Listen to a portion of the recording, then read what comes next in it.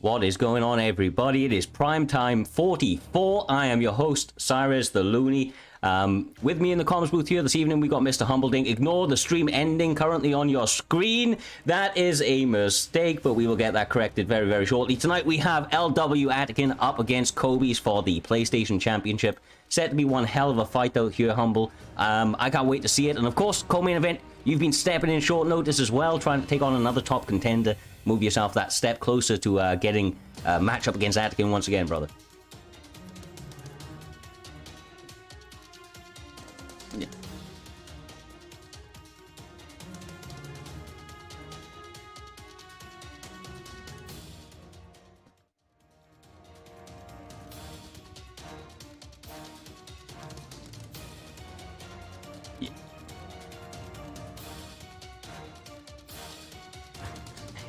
Hell yeah, brother. Well, all the way through the night as a whole, we have stacked fights as we have come to expect, of course, on these Saturday live cards. Up first, we're going to be having AJS Walker up against White Chunks. AJS Camp, of course, have a pretty deep roster of fighters these days, Humble, especially with the likes of Walker, who have been around for a little while now. You know, they have a diverse set of skills. They a lot of the time have unorthodox striking, and I think that's going to be something that we have to keep an eye on against somebody like White Chunks that seems to be a very balanced fighter all around.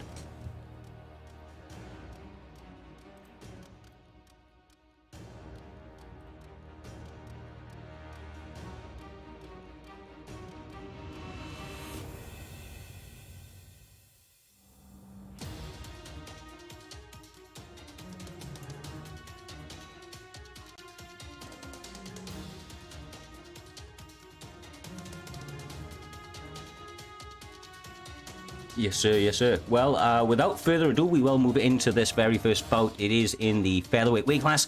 By the matchups we're seeing, it looks like it's going to be Jose Aldo up against Alexander Volkanovski. So these guys are taking it pretty serious to start out the night. We've got the power kickboxing, Muay Thai style of Jose Aldo, and of course Alexander Volkanovski with the side of AJS Walker. Going to be able to really mix it all together. The wrestling's a really underrated side of Volkanovski on this game. A lot of people forget about it. You know, got those heavy leg kicks and a lot of power, but if he wants to take it down, he can, and that's always a nice something a little bit extra in his back pocket.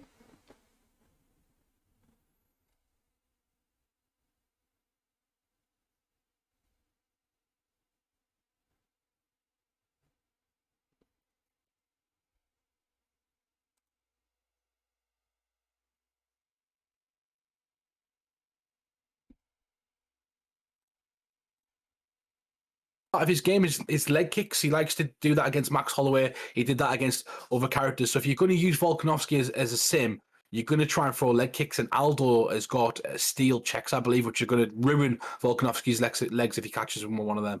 Yeah, for sure, brother, for sure. Well, I think that they're about ready. It looks like White Chunks is biting out the bit, obviously already readied up. Walker maybe taking a couple of extra moments just to compose himself. I'd be surprised if he, changes it up last minute, but he does, and he goes to Korean Zombie. I know that a couple of... Oh my god, okay, I'm just going to be quiet, give him a couple of moments until he's actually fully selected it. It looks These like... guys aren't ready. No, not ready, not as ready as you. Okay. Yaya Rodriguez pick versus Aldo. I do think he's just given himself a bigger disadvantage. I think Aldo's one of the meta picks. I don't think Yaya is. That being said, somebody did light me up with him the other day. I think it's all about how you use the character, and if he plays him all the time, who knows how he's going to do this one. But it should be an exciting fight, Cyrus, especially with two well-versed strikers like this going into the first one. Yes, sir. Obviously, like you say, power on the side of Aldo and a little bit more finesse on the side of Rodriguez. He's going to have to play a long game, really can't engage on the inside with somebody like Aldo. If he continues to attack the body like that, though, he could get a very nice early lead. And, I mean, he's really digging there, Humble, trying to get that damage in nice and early. Yeah, if you White Chunks, you got to watch that body, but at the same time, there's a lot of vulnerability there when someone's throwing doubles to the body, triples to the body. You know, if AJ's Walker's smart, he'll kind of bake that as he gets dropped right there, and this is bad news for AJ's Walker. He's already been caught early on by Aldo, and now he's chasing in this round with 4 minutes left, Cyrus. Yeah, not exactly what he was wanting to see, but like to see White Chunks now continue this pressure. He has to make sure that he keeps it pretty technical, can't afford to miss too many shots, especially right now when he's doing so much damage. I mean, that head held is almost gone. AJS Walker needs to keep those hands up and start to manage that range a little bit better. Oh my god. Big straight right there, and he's chasing his opponent down right now, hitting him with a left hook straight continuously. And White Chunks looks like he's got a bit of confidence right now. He really wants to implement and take out AJ's Walker in the first round, and what a statement that would be, Cyrus. Yeah, one hell of a way to kick off the night if he's able to do it. Walker is sticking to that game plan of working the body, though. Both guys get a slip hook counter, Humble. You love to see it, my man. A double rock right there. Both guys on wobbly legs as they both backed away from each other, not wanting to take that extra step forward and engage. Maybe this one is starting to heat up as AJ's Walker caught White Chunks, but the cumulative amount of damage so far has come from White Chunks, and those combinations are nasty. Absolutely tearing away. And once again, I mean, Rodriguez is saying so committed to that body shot over and over again that White Chunks is really going to have a little bit of an issue if he goes into the latter half of the second round and potentially the third, but he may not have to. The damage is mounting up nice and quickly for him, and honestly, you know, Yair's got a pretty decent chin, but he's not going to be able to take too many of these, Humble. He's now on the mat, and Aldo's looking for the finish, but the reversal is on. I just thought to myself that was a mistake when he was going to the ground with him because of the stamina. The stamina is so... It's on edge at the moment, and if... Oh, my days, AJ's Walker might just found his niche right now as he lands an absolute barrage of ground and pound punches right there. And this one has... There we go, we're back. Oh, thank God for that. We heart sunk. We did a heart sunk. I mean, these ground and pound, it doesn't seem to be doing a great deal from this position, but accumulatively, it will add up. Aldo's head health still holding pretty strong right now. I think that these guys may need to work their way back to their feet, Humble. There was no lag when they were up there, so we need this connection to continue, and hopefully some more beautiful destruction is going to ensue. The gods have spoken. They said get back to your feet, and that's what they said. Now, they can do what they want in this fight, but at the moment, White Chunks is kind of doing really good work with the ground and pound. Sorry, not White Chunks, AJ's Walker, and AJ's Walker was getting beat up on the feet. So, you know, a great little bit of luck for him there, because it was involuntarily that he'd end up on the ground, and he ends up starting to dominate that fight, and then maybe we're going to be looking for an early takedown if you're Yair Rodriguez. Wouldn't be surprised, although the stamina probably isn't going to hold up for too long. The advantage that he has right now may be enough to take advantage of, though. Obviously, Yair normally does his best work on the feet, but White Chunks has been a little bit too much to handle over the course of those first 5 minutes, for the most part on the feet. Once again, though, that body work is just fantastic. Walker seems to have had a game plan coming into this one and has executed relatively well, although he is staying in that pocket a little bit too much. Why would you speak? Walker gets absolutely pummeled in the head. As Cyrus was saying, he was doing well. White Chunks must have heard him and said, no, he is not. As he comes forward now, White Chunks looks like he's going to win this one. He's going for the ground and pound again. Can he finish Rodriguez in the second round? That's got to be it. Oh! Let's go. Love to see it. Knockout finish for the very first fight of the evening. White Chunks, once again, man, he was pretty committed to, you know, sticking true with that power. Anytime that Yair got on the inside, he really let those hands go out there, Humble, and basically he was connecting more often than not, and that's all it took to, you know, to turn off the lights of Yair.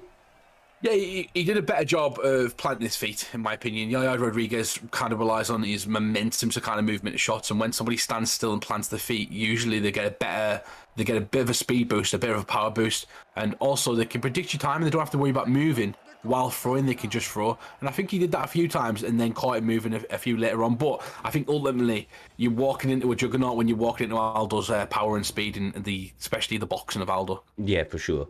Well, a nice fun fight to start out the very first fight. We are going on to, I thought that said AJS again, but no, AJ Assassin. Man, I'm not as familiar with, I'm not sure if he's had too many performances in the past. I believe it's on the Xbox side of things. I think that we're seeing a returning fight of King Jon Snow. Yeah, these guys are going to be in lightweight, so we're taking a step up in weight this time round. How you Humble? Lots and lots of picks in the lightweight division. Not being too familiar with these guys, I don't know if you have much of a background on them, but just interesting to see how they stack up, what type of styles they bring to the table. Yeah, 100%. It always is when you've got guys who are relatively quiet in the community. But I believe these guys have been around for a while, especially King Jon Snow. Yeah, I've seen him about quite a bit in the community. But it's going to be a tough fight for either of these guys. You've got an AJ's guy in there as well. We've already talked the depths of those AJ's guys. I'm not sure, is that AJ or is that AJ's? Sorry, it's just AJ, brother. I believe. I think it's just AJ. Okay. Yeah. Apologies. But yeah, okay. Know nothing about AJ Assassin, so it's going to be a very interesting one to see if he can kind of take out a veteran in the game. Yeah, for sure. Like I said, Jon Snow, have definitely seen him around a few times in the past. Maybe just kind of making a bit of a resurgence. It's been a little while since he's graced the octagon on the side of PT, and he's looking good in this matchup. Although we've said it time and time again, and it doesn't ultimately, you know, always matter when it comes to fighting under the Primetime banner. This guy does have a 2-1 lead over AJS Assassin.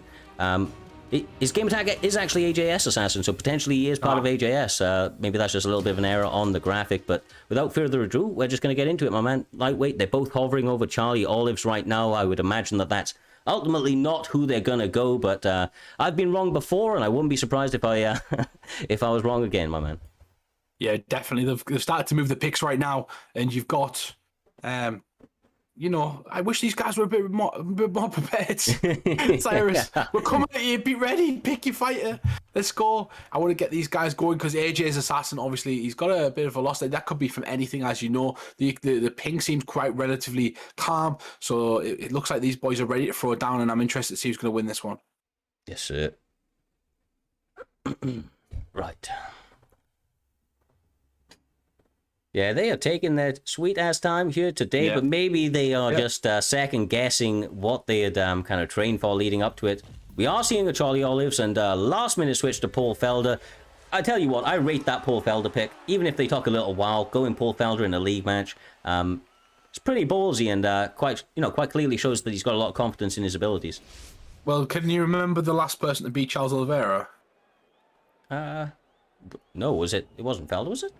Yep, the last person to beat Charles Oliveira, I believe, was Paul Felder. Hence why Paul Felder was thinking about coming out of retirement just to try and get a fight with Charles Oliveira. But then he said, I don't want to fight anyone like Islam Makhachev. So completely understandable for Paul Felder to stay retired. But yeah, it was definitely, I don't know if it was his last fight, but it was definitely one of his last fights that he got beat by Paul Felder. So big win for him right there. And a good matchup, Thai versus Thai. Yeah. You've got some jiu-jitsu there, but if you're relatively good at keeping it to your feet, you've got a good pick like Paul Felder. He's got good boxing, good Muay Thai, good kickboxing. So yeah, just got to stay defensively sound and avoid some of those sneaky submissions of the current lightweight champion in obviously Charlie Olives. AJS Assassin seems to be taking a pretty measured approach so far, but he eats a big overhand. Paul Felder is swinging for the fences in the early going here, Humble, really not letting up with this sort of momentum.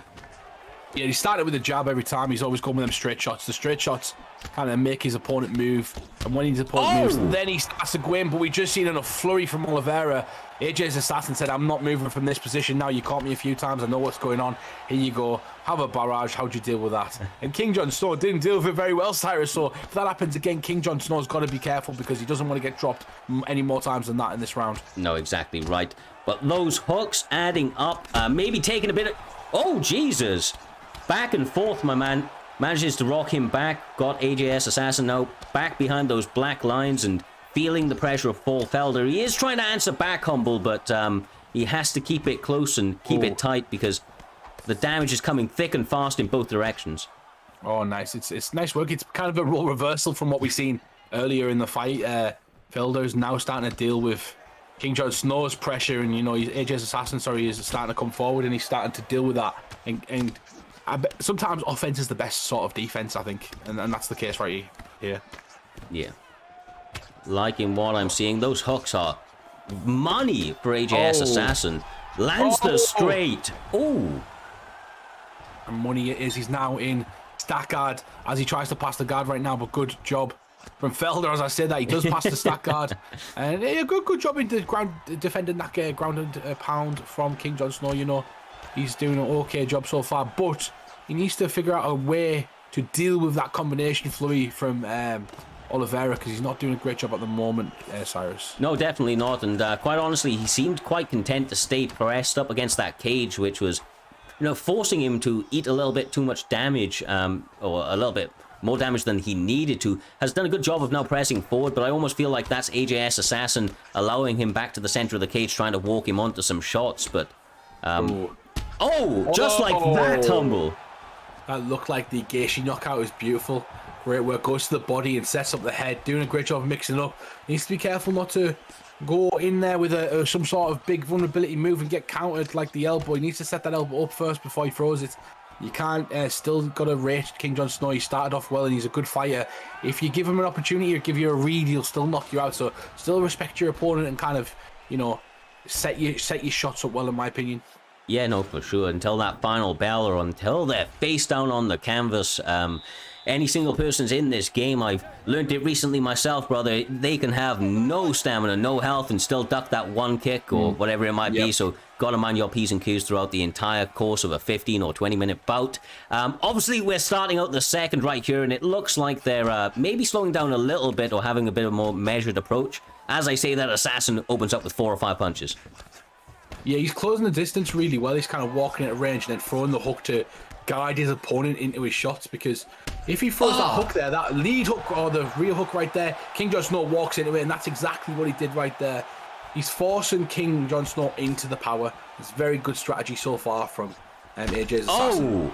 Everything, he is just reading his opponent cover to cover, and this might be the finish. Humble, a couple of shots, a little bit of head movement keeps Felder in it, but he is not out of the woods yet. He is in a world of trouble, and he has Charlie Olives deciding to separate and go back to the striking, surprising with a big Brazilian Jiu-Jitsu advantage.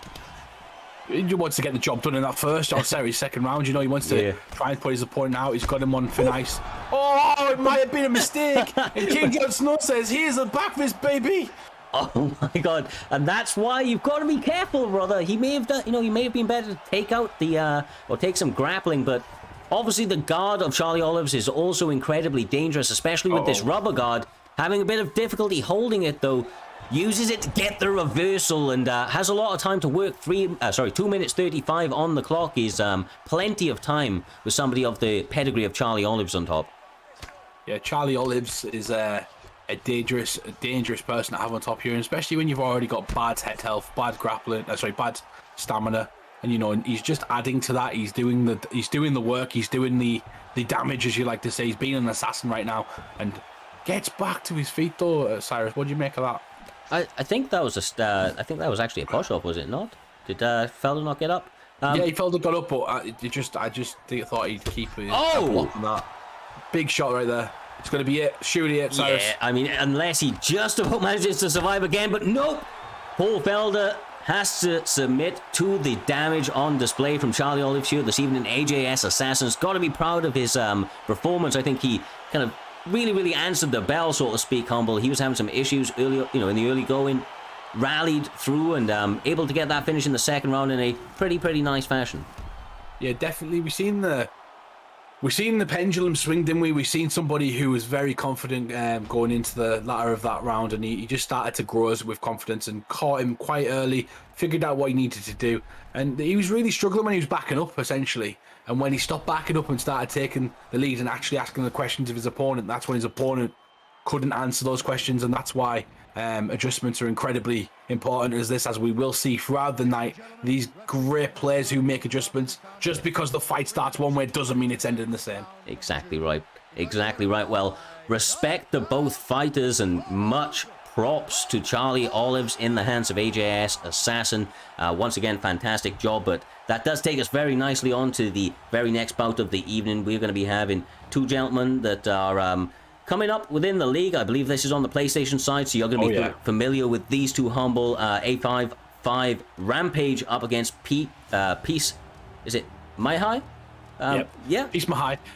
So Peace Mahai. This sort of matchup right now that we're seeing, both guys are 0-0, not debut fighters into Primetime. This sort of matchup would be on a main card of some other organizations, let's put it that way. These two are fantastic competitors and have been around the top 20 of most leagues I've seen in.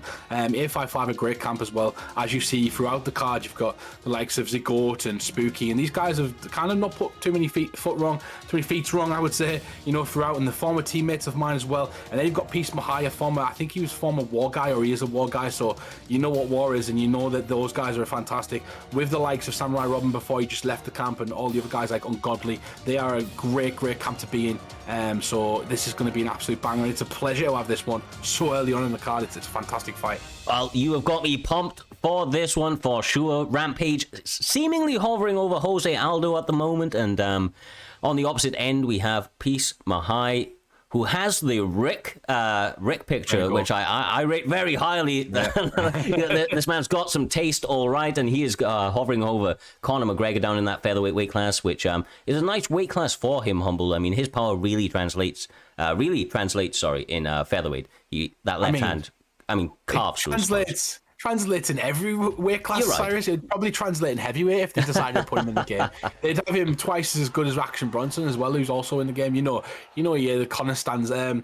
It's such a difficult pick to go against, because it doesn't matter if you're winning a fight in this case. It's a case of, if you make one or two mistakes, your opponent can really hurt you and make you vulnerable. And we all know Aldo's got a bit of a bad rep with Conor as well. He got knocked out in I think 13 seconds. So can he prove himself tonight? We'll find out if he can use that character and kind of redeem the Aldo pick.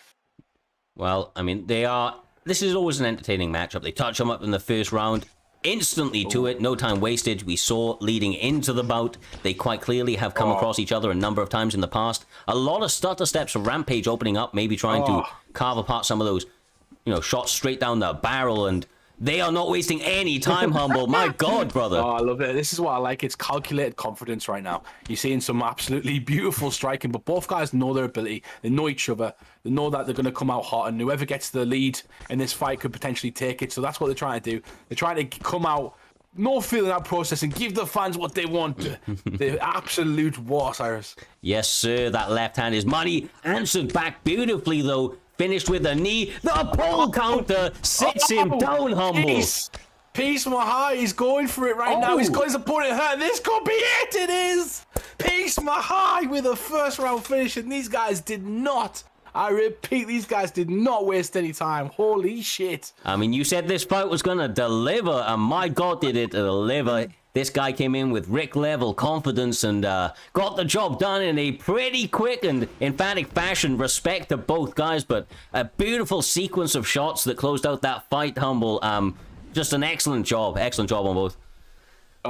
So, like, I love it when these guys come out because I know all these PlayStation guys. I've been competing with them for so long, and I know to PrimeTime, a lot of these PlayStation guys are very, very new. But to me, I've played these guys all these thousands of times, so I know all their skills, I know all their skill set. And when we've got them on the prelims, I feel bad sometimes because I think, even though they're not, I know their level, I know their ability. So when they come out and deliver like that, it just shows how good some of the PlayStation players are, because Peace Mahai was now 1-0, but that doesn't take any away from A55 Rampage, because that was a good fight, a tough loss, but he'll come back, and he'll come back very, very strong in my opinion. No, I mean, you make some excellent points there, but ultimately the cream will rise to the top. These guys, we know that we're going to see them both competing in the future and going to be putting on some fantastic performances, quite evidently, as shown here this evening. I mean, A55 Rampage showed some excellent skills in the the opening couple of minutes before he got caught by Peace Mahai, but once again, just an impressive fight, and I'm looking forward to seeing what they do. When anybody comes through Humble with the Humble seal of approval,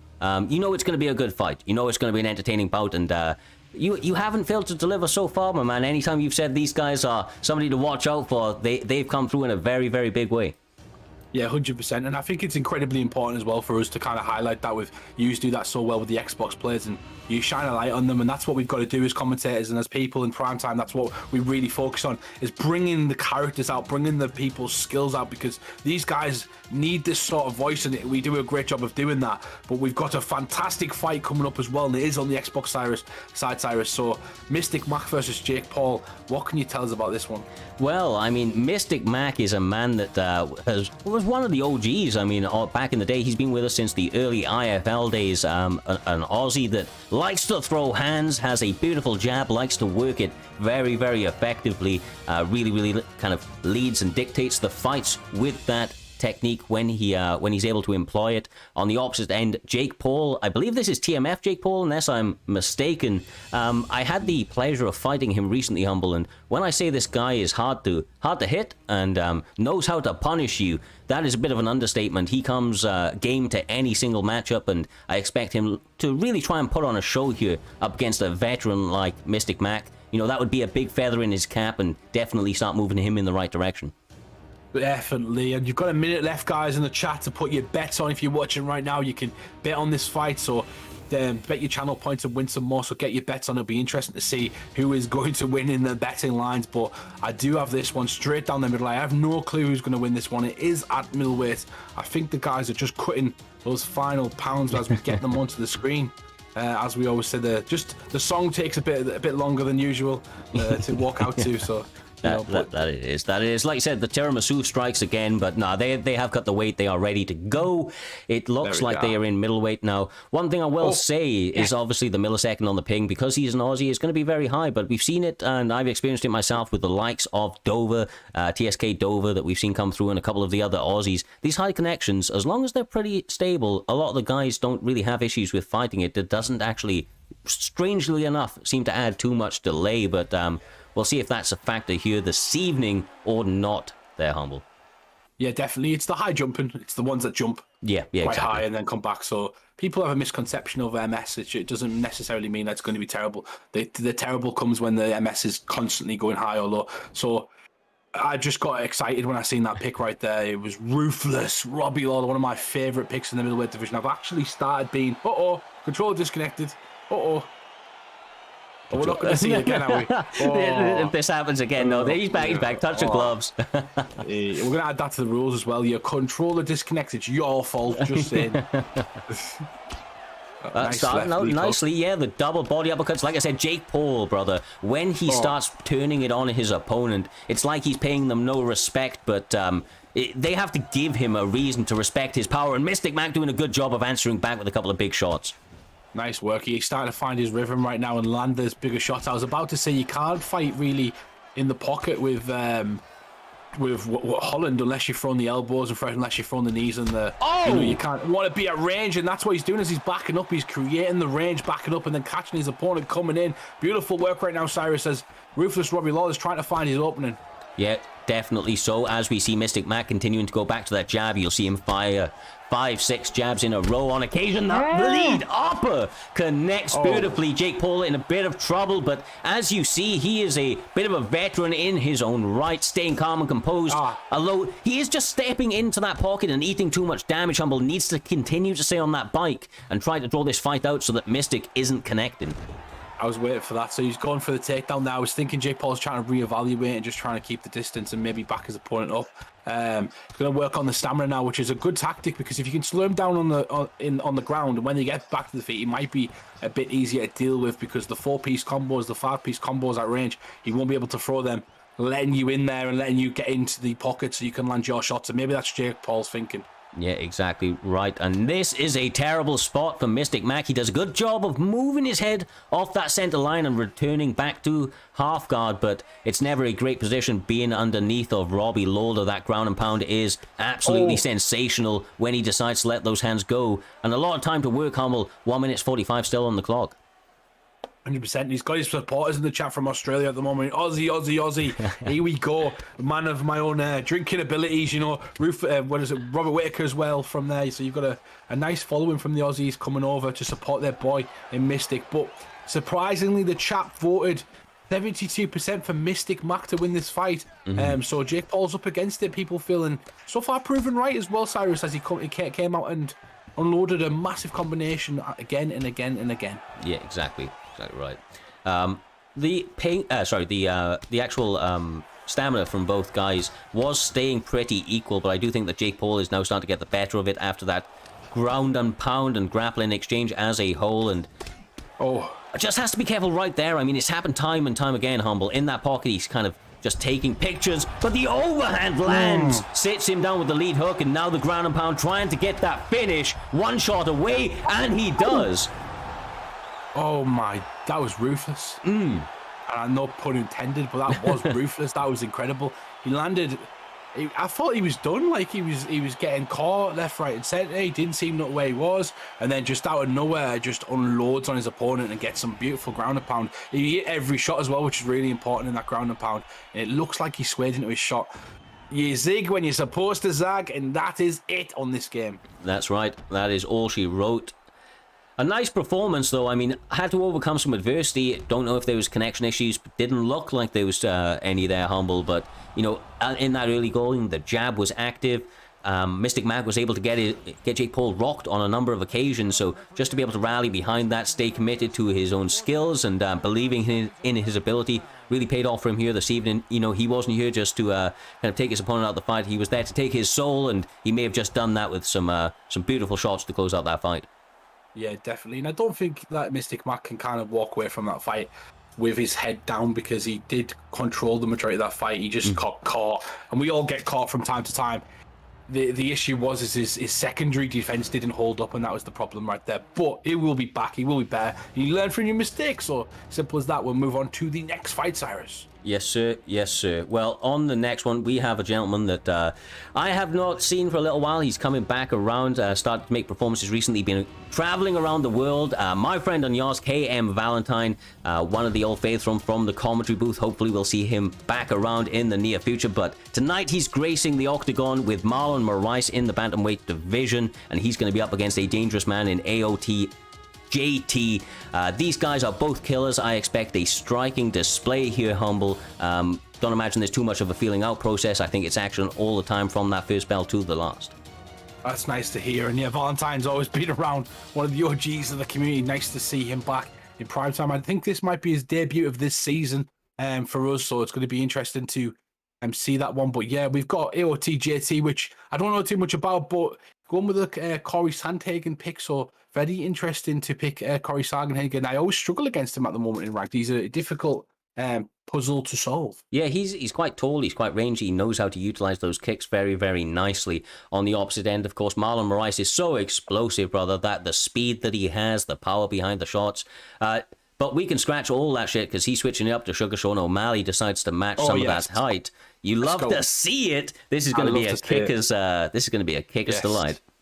This is the Go Talk. This is the Sugar Show. I absolutely love playing with Sean O'Malley in this game. He's became one of my favourite characters to play with, and I think a lot of people can say the same as well. He's just not quite meta yet, and that's the issue, but he's got great striking.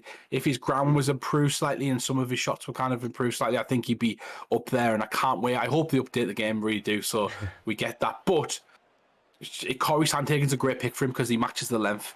So both guys have kind of got a bit here and there, and if it does get in close, then flying knees from Corey Sandhagen, a 5-star. He knocked out Frankie Edgar with that and gained that move, so Sean's got to be careful. Yeah, exactly right. Nice sidestep already from AOTJT. You can see that his footwork, his ability to move in and out of range is pretty nicely. Well, a bit of a wayward pull counter right there. Eats both guys spin to the body. A little bit wild to start out, but when they start to settle in, you know it's going to really start to turn up in heat. Well, Kevin Valentine already made the adjustment for those lunges. Immediately, he started throwing the lead hook to trying to catch his opponent move into the camera, and JT decided, that's not an option anymore. So he took it out by mind, so we might see him come back to them lunges, but they were causing the problem. He's moved to the other side right now. Well, again, Valentine's going to have to adjust again, Cyrus. Yeah, no, for sure. And I mean, he is a guy that can definitely adjust. He trains with some of the best in the business, especially with one of my old training partners in I'm Cold-Blooded in Talk. They are, really, really good at making adjustments. He has struggled with kind of the actual live shows in the past. Sometimes the nerves can get the better of KM Valentine, but I'm hoping he's going to settle into it here this evening and start to be a little bit more defensively aware, because JT is starting to tag him up with those body shots. Yeah, he needs to use that jab more. He needs to back his opponent up, put him where he wants to be before he strikes. KM Valentine knows what he's doing with the striking, but he's kind of just thrown at the moment. I think it's because... what the flying saucer was that? That was... Anyway, we move backwards. Sports, man. Anyway, we move forwards, and the fight is back underway. And Valentine's got to be pissed with that one. I would be certainly getting kind of rocked and dropped from that one. But he's making some good adjustments right now. But I'm liking how JT's fighting. I really am, Cyrus. He's doing a great job of asking questions of his opponent. Yeah, no, for sure. He's definitely keeping him honest, pouring on the pressure, trying to be the man that leads the dance. And he's doing a good job of not taking pictures. We've called it a couple of times in this fight, moving out of range after your combinations. But that can be a little bit easier said than done when you've got somebody like KM Valentine standing opposite you. This man's struck with some of the best in the business and makes some great adjustments in those bouts. So, once again, they're keeping each other very, very honest and landing some really clean shots. Yeah, I like how when Valentine's doing a good job, he's kind of catching his opponent coming in. But the problem he's got at the moment is the rhythm switch that Sandhagen's having and JT's having. Is he's kind of coming in front of him, sometimes throwing, and then sometimes kind of lunging out the way or using his movement backward steps. So Valentine's then throwing into dead space. That dead space becomes the opportunity for JT to then attack and do a counter strike. And that's kind of lovely from JT, but he's taking a bit of damage in that pocket. He goes for some sauce, manages to land it, answers back with a flying knee. Flying knee on flying knee.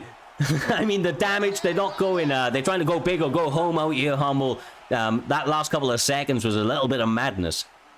Yeah, it definitely was. It was a beautiful combination right there, and, he fired it back, and a great fight so far. A lot of adjustments from both guys. I do believe KM Valentine needs to calm down slightly.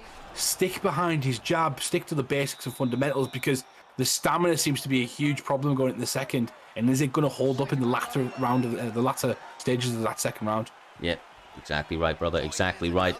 Trying to go to the body is KM Valentine. I'm sure he's got some of the boys in the corner right now calling out, trying to equalize some of that stamina. He has to be careful not to be a little bit too active, though the stamina is going to be problematic. Although, I mean, that's once again easier said than done, because Sandhagen's going to the body a lot, and I feel like Valentine's been a little bit too flashy going with some of these head kicks out here and big flying knee movements.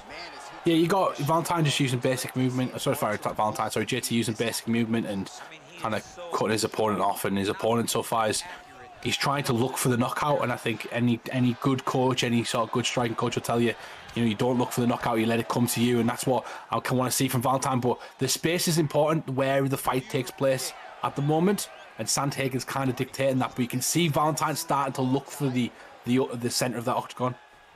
Definitely is, and maybe a little bit of ring rust coming into factor here as well. He has been traveling for the last 6 months, maybe hasn't been able to put the time into continuing to sharpen some of those skills and trying to shake it off here this evening. He is dangerous till the very, very end, but JT is looking pretty calm and composed and is starting to run away a little bit in terms of the stamina, especially Humble, which is going to be a bit of a problem if they make it into the third round, but that might not be a problem. That's the thing as well. It adds to your vulnerability if you form 3-4-piece combinations, and once you've landed that fourth combination or you've missed that fourth combination, you then have no stamina and become you become more vulnerable than you were earlier on in the fight. So that's when the opportunities open up for JT, and that's what he's looking for right now. We need to see something different from Kevin Valentine, and it might be a little too late, but goes for a pullback there. Nice option from Valentine. Yeah, they are trying to get their opponent out here in a pretty big fashion. The stamina starting to wane on both sides, and there's still a lot of time out here, Humble. 1:50 on the clock, and that can feel like an eternity when your stamina is starting to get into that last quarter, if you will. Nice slip counter from KM Valentine, though. Yeah, he needs more of that, or no more pullbacks, and he's kind of getting caught right now with some big shots. He gets caught again. This could be it. It's gonna be. Oh, nice catch right there. He needed that, but he's still kind of hurt, and he's going to land back in the pocket with Corey Sandhagen. The switch kicks are coming back out again, and then this is going to just be difficult for Valentine to get any offense off here. Yeah, it really is. Get anything of significance going because of the stamina problems. He's even going out there, but just too far away. I mean, JT kind of stepped a little bit too far out. Kind of read that from a mile away. Got him hurt, pressed up against the cage, and this is going to be it, Humble. Yeah, he's got ground and pound now from the mount position and decides to. Okay, he maybe thought the advantage on the feet was better. Sometimes you miss that, they turn you over, you waste some time. Next round, 10 seconds left. He wants to finish his opponent clearly or do some more damage. Yeah. And that he is doing right now as he's got his opponent backed up, and a massive uppercut comes back from Valentine. Oh, this is a hard one for Valentine at the moment, Cyrus. It's very tough. It is. It definitely is. He is. In a very, very dire position, Humble. His stamina is shot to shit. Has basically no head health or body health left on display, but I've seen him come back from, more in the past, although the odds are starting to be stacked against him for sure.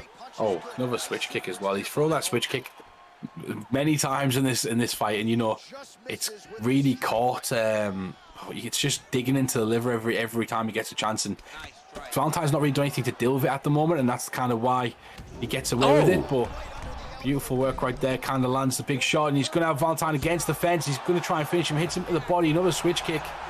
Yeah, he is loving that switch kick. It's been one of his main tools here this evening. Employed it time and time again. The flying knee, not deciding to jump on his opponent, playing with his food. Disrespectful, but wants to make a name for himself going against the KM boys, and nearly gets caught for it. That could be devastating if you lose a fight like that, Oh, Valentine! Valentine's going after him. Could you imagine, brother, with this no stamina, no head health? He's taking the mick right now at Valentine, and Valentine nearly got rewarded for that, but big knee to the body. He's going to have a chance to finish the fight right now. Switch kick to the body. Valentine gets knocked out in the third round from Sandhagen. Wow. I mean, that one was coming, brother. That one was coming. Let's be honest. He was hurt for quite some time leading up to that point, and JT was playing with his food. Almost got punished for it, but the stamina was not there for Valentine to continue that sequence of strikes, and allowed Sandhagen just to continue to pick him apart until he managed to finally secure that uppercut in the latter end of the third round. My days, yeah. Just there's some complaints in the chat from that one, but it is like people will do what they do to try and win the fights, and if you don't like it, fight him and knock him out. It's simple as that. We do our fights with the talking. If you want to try and beat the guy, you got to go in there and kind of show people that why that shouldn't work and why it's annoying, and that you're better than that. So that's the way you deal with it in prime time. You deal with it by fighting that guy and beating him and shutting him up. Exactly right, brother. Exactly right. Well, with that one being said, we are moving on back to the PlayStation side of the, you know, Primetime MMA kind of listings, if you will. It's going to be Cryptic War up against Samurai Robin. I believe these are two gentlemen you're familiar with. Once again, they're humble. What can you tell us about this fight, brother? Oh, wow. Well, we got Samurai Robin, who's, you know, one of the best in the world at the moment. He's been one of the best in the world for a while right now, but, you know, he's a fantastic player. And I believe he's just signed a contract as well. People think it's a team, but it's actually not. We will see it when he loads up. His new sponsor he actually has on his name now, so he's getting paid to play this game. So credit to Samurai Robin, leading the way, one of the first professional UFC players I know of, especially getting sponsored from a team, and he gets their name up there in the rankings, and they pay him for it. So you can see some progression, and one of the first people to do it, in my opinion. So he's fighting Cryptic War. I believe it's an ex-teammate of his. Oh, so this is going to be a very, very interesting fight on my behalf. Just having a little bit of an issue with the link to their stream currently. That's just getting fixed from the guys out the back. Okay, it's been updated. I think this maybe is what you're talking about. It's two different people apparently, but no, very, very similar. Very, very similar accounts. Okay, our bad. We are raring to go. Once again, the PlayStation side has been standing up each and every time we've put on a fight between two of these gentlemen. Always seem to have very good connections. The stream quality is always beautiful to watch, and the action is always delivering, humble, which you love to see. There seems to be a lot of strikers over PlayStation. I'm personally looking forward to my time of getting a couple of fights in on that side of the equation. We're not here for a long time. We're here for a fun time, and that's you know, that's the kind of motto and the thought process a lot of these guys play. The ranked guys, there's definitely a lot of grapplers in the ranked division, but it's a bit easier. I'm fighting one of the best grapplers in the PlayStation side in A55 Spooky, but most guys can do a bit of everything. They just choose to strike, and that's exactly what these kind of do. Last time we seen Samurai Robin, though, he beat his opponent up on the ground first before he finished him, so I know that's an approach he's been using recently. He can dominate on the ground, he can dominate on his feet, so it'll be interesting to see where he decides he wants to take the fight, and if Cryptic War can stop that. I mean, you're absolutely right, brother. Yeah, I mean, when you get to this point now, everybody has to be well-rounded, right? But to decide to go down the entertaining style of trying to work your hands and then having that grappling to fall back on if you need it, you know, makes a world of difference. There should be an entertaining striking battle, though. Peter Yan up against, obviously, Rob Font. A very fun matchup in this weight class. I think they have nice styles that are able to counter each other pretty well, humble, and often leads to a very, very all-round entertaining bout. Yeah, it definitely does, and it's one of the best matchups on the game. And we can see 2-1 right there for Cryptics. Very interesting, and I usually think that Samurai would have been favourite coming in this one. The betting, I believe, has just gone off. But PXL is the sponsor that does actually sponsor Samurai, so shout out to the PXL from Primetime itself as your competitor goes in and tries to beat one of his former teammates in Cryptic's War, Cyrus. Here we go. Hell yeah, see if this man can get his hand raised. He's already got a laceration above his right eye to Cryptic Optics, but that's not going to impact this man whatsoever. He's going to continue to bite down on that gum shield and try to answer back to some of this boxing of Samurai, who is letting go with some technical 1-2 straight down the barrel. Nice work right there, and then resets again, throws the combination, but beautiful work from Cryptic to fire back, gets the slip hook, and then gets out of danger. Just as important as landing those combinations is being out of the way of those combinations. You can see these two are sharp right now. No feeling out process whatsoever, Cyrus. They're ready to go, and they are countering each other all of the time. Yeah, they did their warming up in the back. They've been working combinations on the pads, and it's coming to full display here this evening. 1-2 straight down the barrel. I mean, Samurai is looking fantastic with his boxing, but Yan is not giving up, humble. The pressure is non-stop. Man, there is blood everywhere all over Jan's face. This might be the deepest cut I've seen in an octagon at the moment, because you can just see it's pissing. It's all over the place, even on Rob Font's arm at the moment. That's a beautiful animation right there. But, you know, great work so far from the outside from Samurai, but also just as good work from the inside work from Cryptics as he comes in and out with Yan and using that perk. And we all know about the Bulldog perk, Cyrus, as well. Later on in the fight, you will get stronger if you're Peter Yan. Yeah, exactly right. And I have to say, Peter Yan is starting to attack that leg quite actively as well. And I think that's a fantastic adjustment for him, because the boxing from Samurai, I mean, my God, brother, he is looking very, very good. Yeah, he's playing SBC right now. He thinks he's in a boxing ring, not an MMA ring. But beautiful work from him so far. He just keeps catching him on that left side of the face. That cut is getting bigger, and Samurai Robin is starting to get away with this one with the head health. Can Cryptix kind of change the course of this fight and make Samurai Robin worry about some other combinations and other body parts? Oh! The pull elbow ducks the head kick. He pulls the straight counter. Oh my god! Samurai had an opportunity to close out the fight right there and then. Peter Yan able to hold on for that a little bit longer. Maybe let off the hook just a little bit, Humble. Yeah, definitely let off the hook right there. Samurai Robin might have been testing the waters. You know, he's played this guy, I guarantee, more than 3 times. So these have probably had all accounts that they've fought on multiple and like many times. And you'll see a massive record between them. So you can tell they know about each other. You can tell they have experience with each other. So maybe a thought process behind Samurai was to kind of maybe pull that shot because he was expecting some danger. Beautiful work, though, for the sidestep right there, Cyrus. Yeah, those stutter steps from Cryptic War are looking absolutely sensational right now. Able to avoid a couple of key shots and land off some nice counters, but just like that, I mean, he is starting to turn the entire momentum of the fight. That early cut, once again, did not phase him, Humble, and he was able to rally over the course of those first 5 minutes, slowly and steadily building his confidence ultimately. Ultimately, I think, putting him in a good position in this second round to start to turn the tides completely.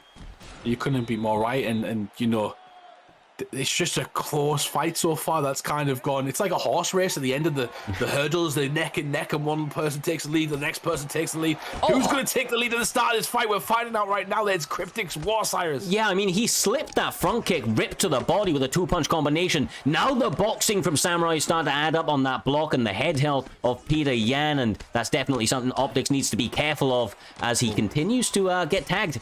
That head movement not having the same effect at this stage of the second round so far. Nice work, and I'm looking at the stamina right now as well, and you know that perk starting to come into effect. But Robin having none of it, getting in his opponent's face and trying to land some more head health damage. This is the good old battle of stamina and head health versus whittling your opponent down. You know, it's a close one so far, Cyrus. Yeah, no, it definitely is. And I mean, the simple fact is, Rob Font's still got enough stamina where he can pop in with a couple of jabs, get that head health slightly below its maximum capacity, and then all it's going to take is a 1-2 or a hook to land cleanly, and he's going to turn out the lights of Cryptic Optics. But there is what he has to be careful of, Humble. The counters are on point from Cryptic War. His counter boxing looking sensational. Oh, Cryptic's War is pouring on the pressure of Samurai Robin. This could be a big win for Cryptix as he takes him down. He's going to try and finish his opponent again and doesn't get the opportunity to. Oh my days, what a fight this has been so far. Yeah. This could go either way, and Cryptic's War is in the dominant position of side control right now, Cyrus. Turning up and turning out, looking fantastic here this evening in his Cryptic War. Early adversity overcome, and now it's starting to pour on the pressure. The floodgates are open. Samurai having a little bit of an issue with the stamina, which is only going to get worse as this time continues to tick away. I think that might even be a good choice from Cryptic Optics out here, Humble, separating, because he was having so much success on the feet. Definitely was, and you just, Samurai Robin is now starting to go for those big combinations. He's letting the cat out of the bag slightly, and Cryptix knows him. You know, I've fought Cryptix before myself. I fought him earlier in the season. He's a very good striker. You've got to be in his face. You've got to push him back. You cannot let him take that up. And he walks into a shot right there. The commentator's curse comes right in. Oh my god, he may get him. He's dropped him. Can he finish the fight? This could be it. Oh, Cryptic stops him. What the fuck? Madness, brother. Holy absolute shit. Madness. Oh my days. Now, I wouldn't be surprised if he decides to take this full minute to try and keep his opponent in this position, try to work that ground upon. You can see Cryptic Optics' head health is basically non-existent. It was blinking before shots were landing, and that's got to be... Oh my god! Oh, we survived with no head health left. I don't know how. The narrowest of margins. And now he gets Christ, this is on the prelims. This is on the This is what we're giving you on the prelims, guys. Once again, these PS boys really, really living up to expectations. The primetime guarantee is standing the test of time, Humble, and once again, they're putting on a fantastic pace and a fantastic, battle early in this prelims, going into the third round. Samurai Robin having a bit of issues with his stamina, but quite clearly is still dangerous. And obviously, Cryptic War looking pretty clean all round tonight. Yeah, and I'm just messaging Doctor right now, just asking for a pay rise because this has been a fantastic fight, along with all the other fights that we've had going on. This has been incredible because, you know, these PS boys are coming here to show you guys they are fantastic players, and that's exactly what we're seeing at the moment. You've seen a guy who's top 10 in the ESFL fight somebody, one of his former teammates, a bit of a rivalry going there where someone leaves the camp. I don't care what anyone says, if it was good terms or not, you always want to end up beating that guy because you know how you felt when you were losing. Yep. No, exactly, and you want to see that, say that you're the person that's made the most adjustments since that time, added more tools to your arsenal.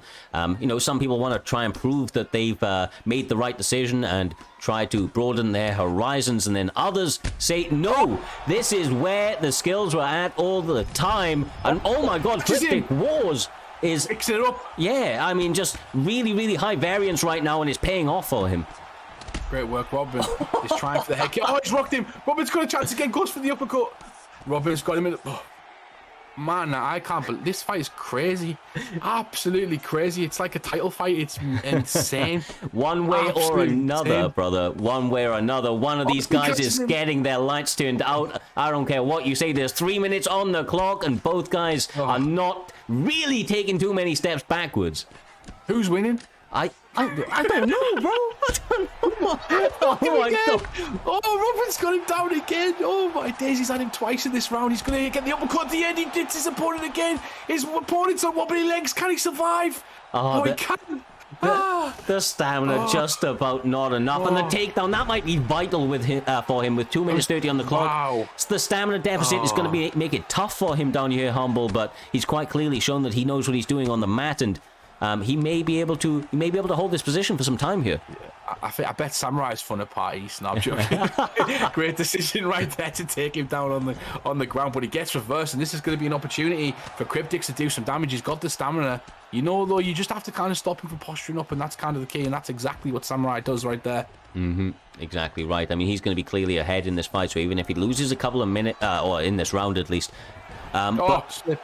Yeah, not resting on his laurels, you know, getting that reversal, which is pretty big for him. And once again, all he has to do is, you know, continue to be defensively minded. But that doesn't seem to be on the agenda for Samurai Robin.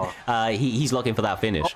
Back to the feet, and here we go. We're going after it again. It's a knockout we're looking for. Both guys kind of chasing it, and both of them hurt right now, and the stamina is creeping for both guys. And you see it there. Samurai Robin shoots for another takedown. It gets a double leg. It's turning takedown into a double leg there. Beautiful work. Denials, though. The thingy, they've got 43 seconds left, and Samurai Robin's back to his feet. That might be a mistake right there, Cyrus. Yeah, definitely is. And this is what I was thinking. He may get denied, and then the knees through the block may be all it is needed. Samurai Robin, he needs to get away. He's got nothing left in the body. If he lands a body shot, it's over. He gets in with the body, and Samurai Robin's got 10 seconds to survive.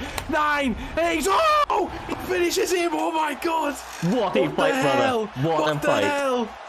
I love that. What a motherfucking fight. Apologies for any offensive language you've heard, but sometimes it's required when guys put on displays like that, Humble. My God, brother. Man, no apologies from me. That was insane.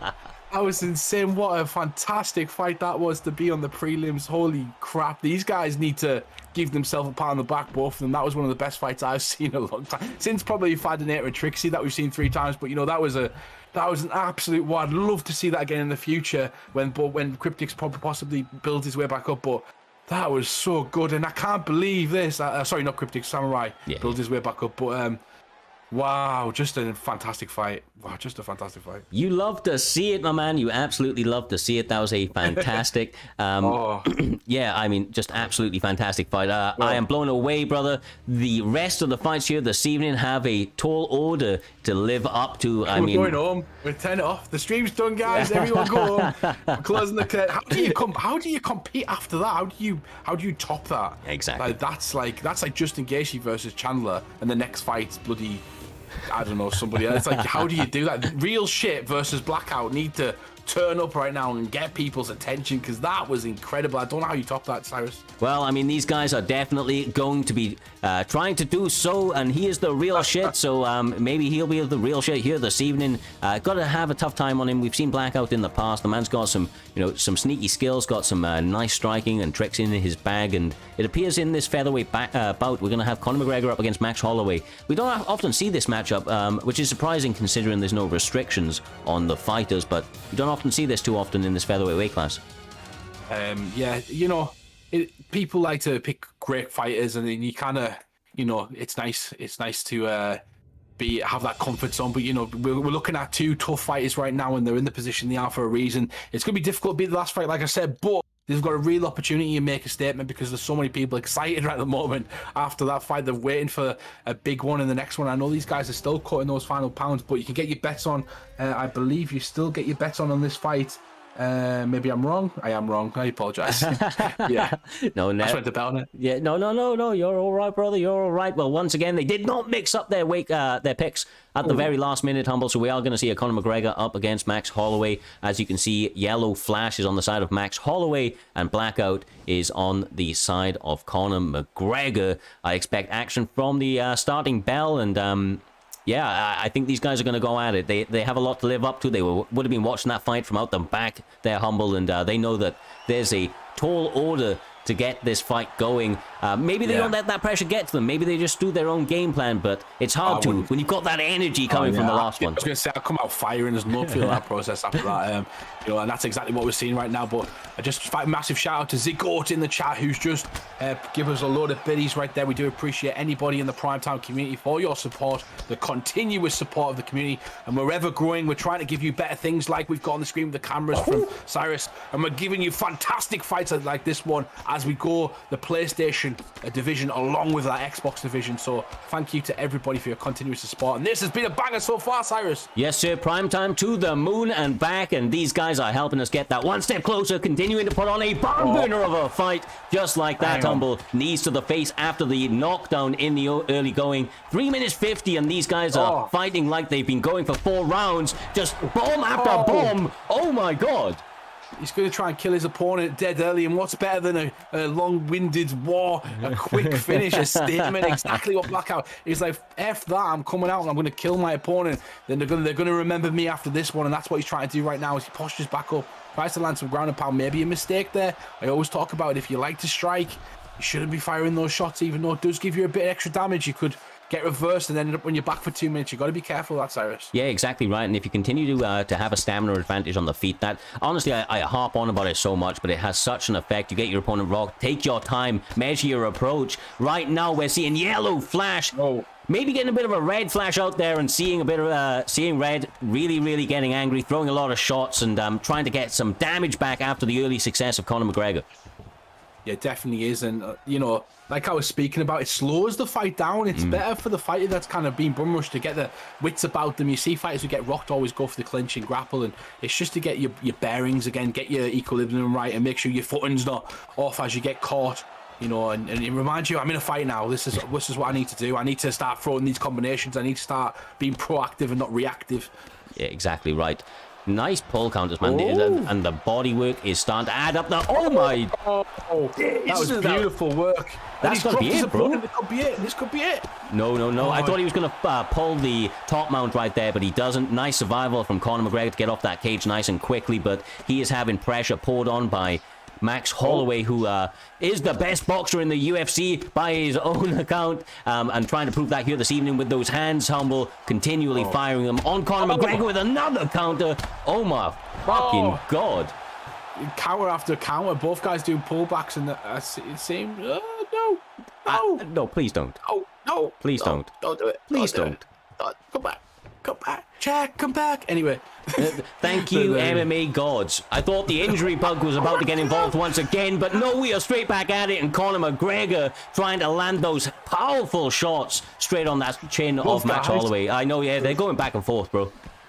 They're pulling, and one of them's getting the knockdown, and then the other one's getting the knockdown. The head health of Blackout right now is so low, he's got to be careful. Real shit, walked into a few big shots right there, and beautiful work. I love how he pulled the counter showed him that he didn't actually throw anything afterwards, and then he did it the second time and landed a 3-piece combo afterwards. Beautiful work. It was an excellent execution of that the read that he made a couple of seconds before. Beautiful work. Yeah, he's kind of going out there and giving him similar sort of looks, right? Giving him same sort of angles and then changing the outcomes after them, just giving a nice sort of variance to what he's doing. And it's nice to see there's a lot of different ways that you can approach this game, a lot of different techniques that you can decide to employ. And when people are getting intelligent with it, trying to play chess out here. Pull. There we go, a bit of Ed Parker in the house.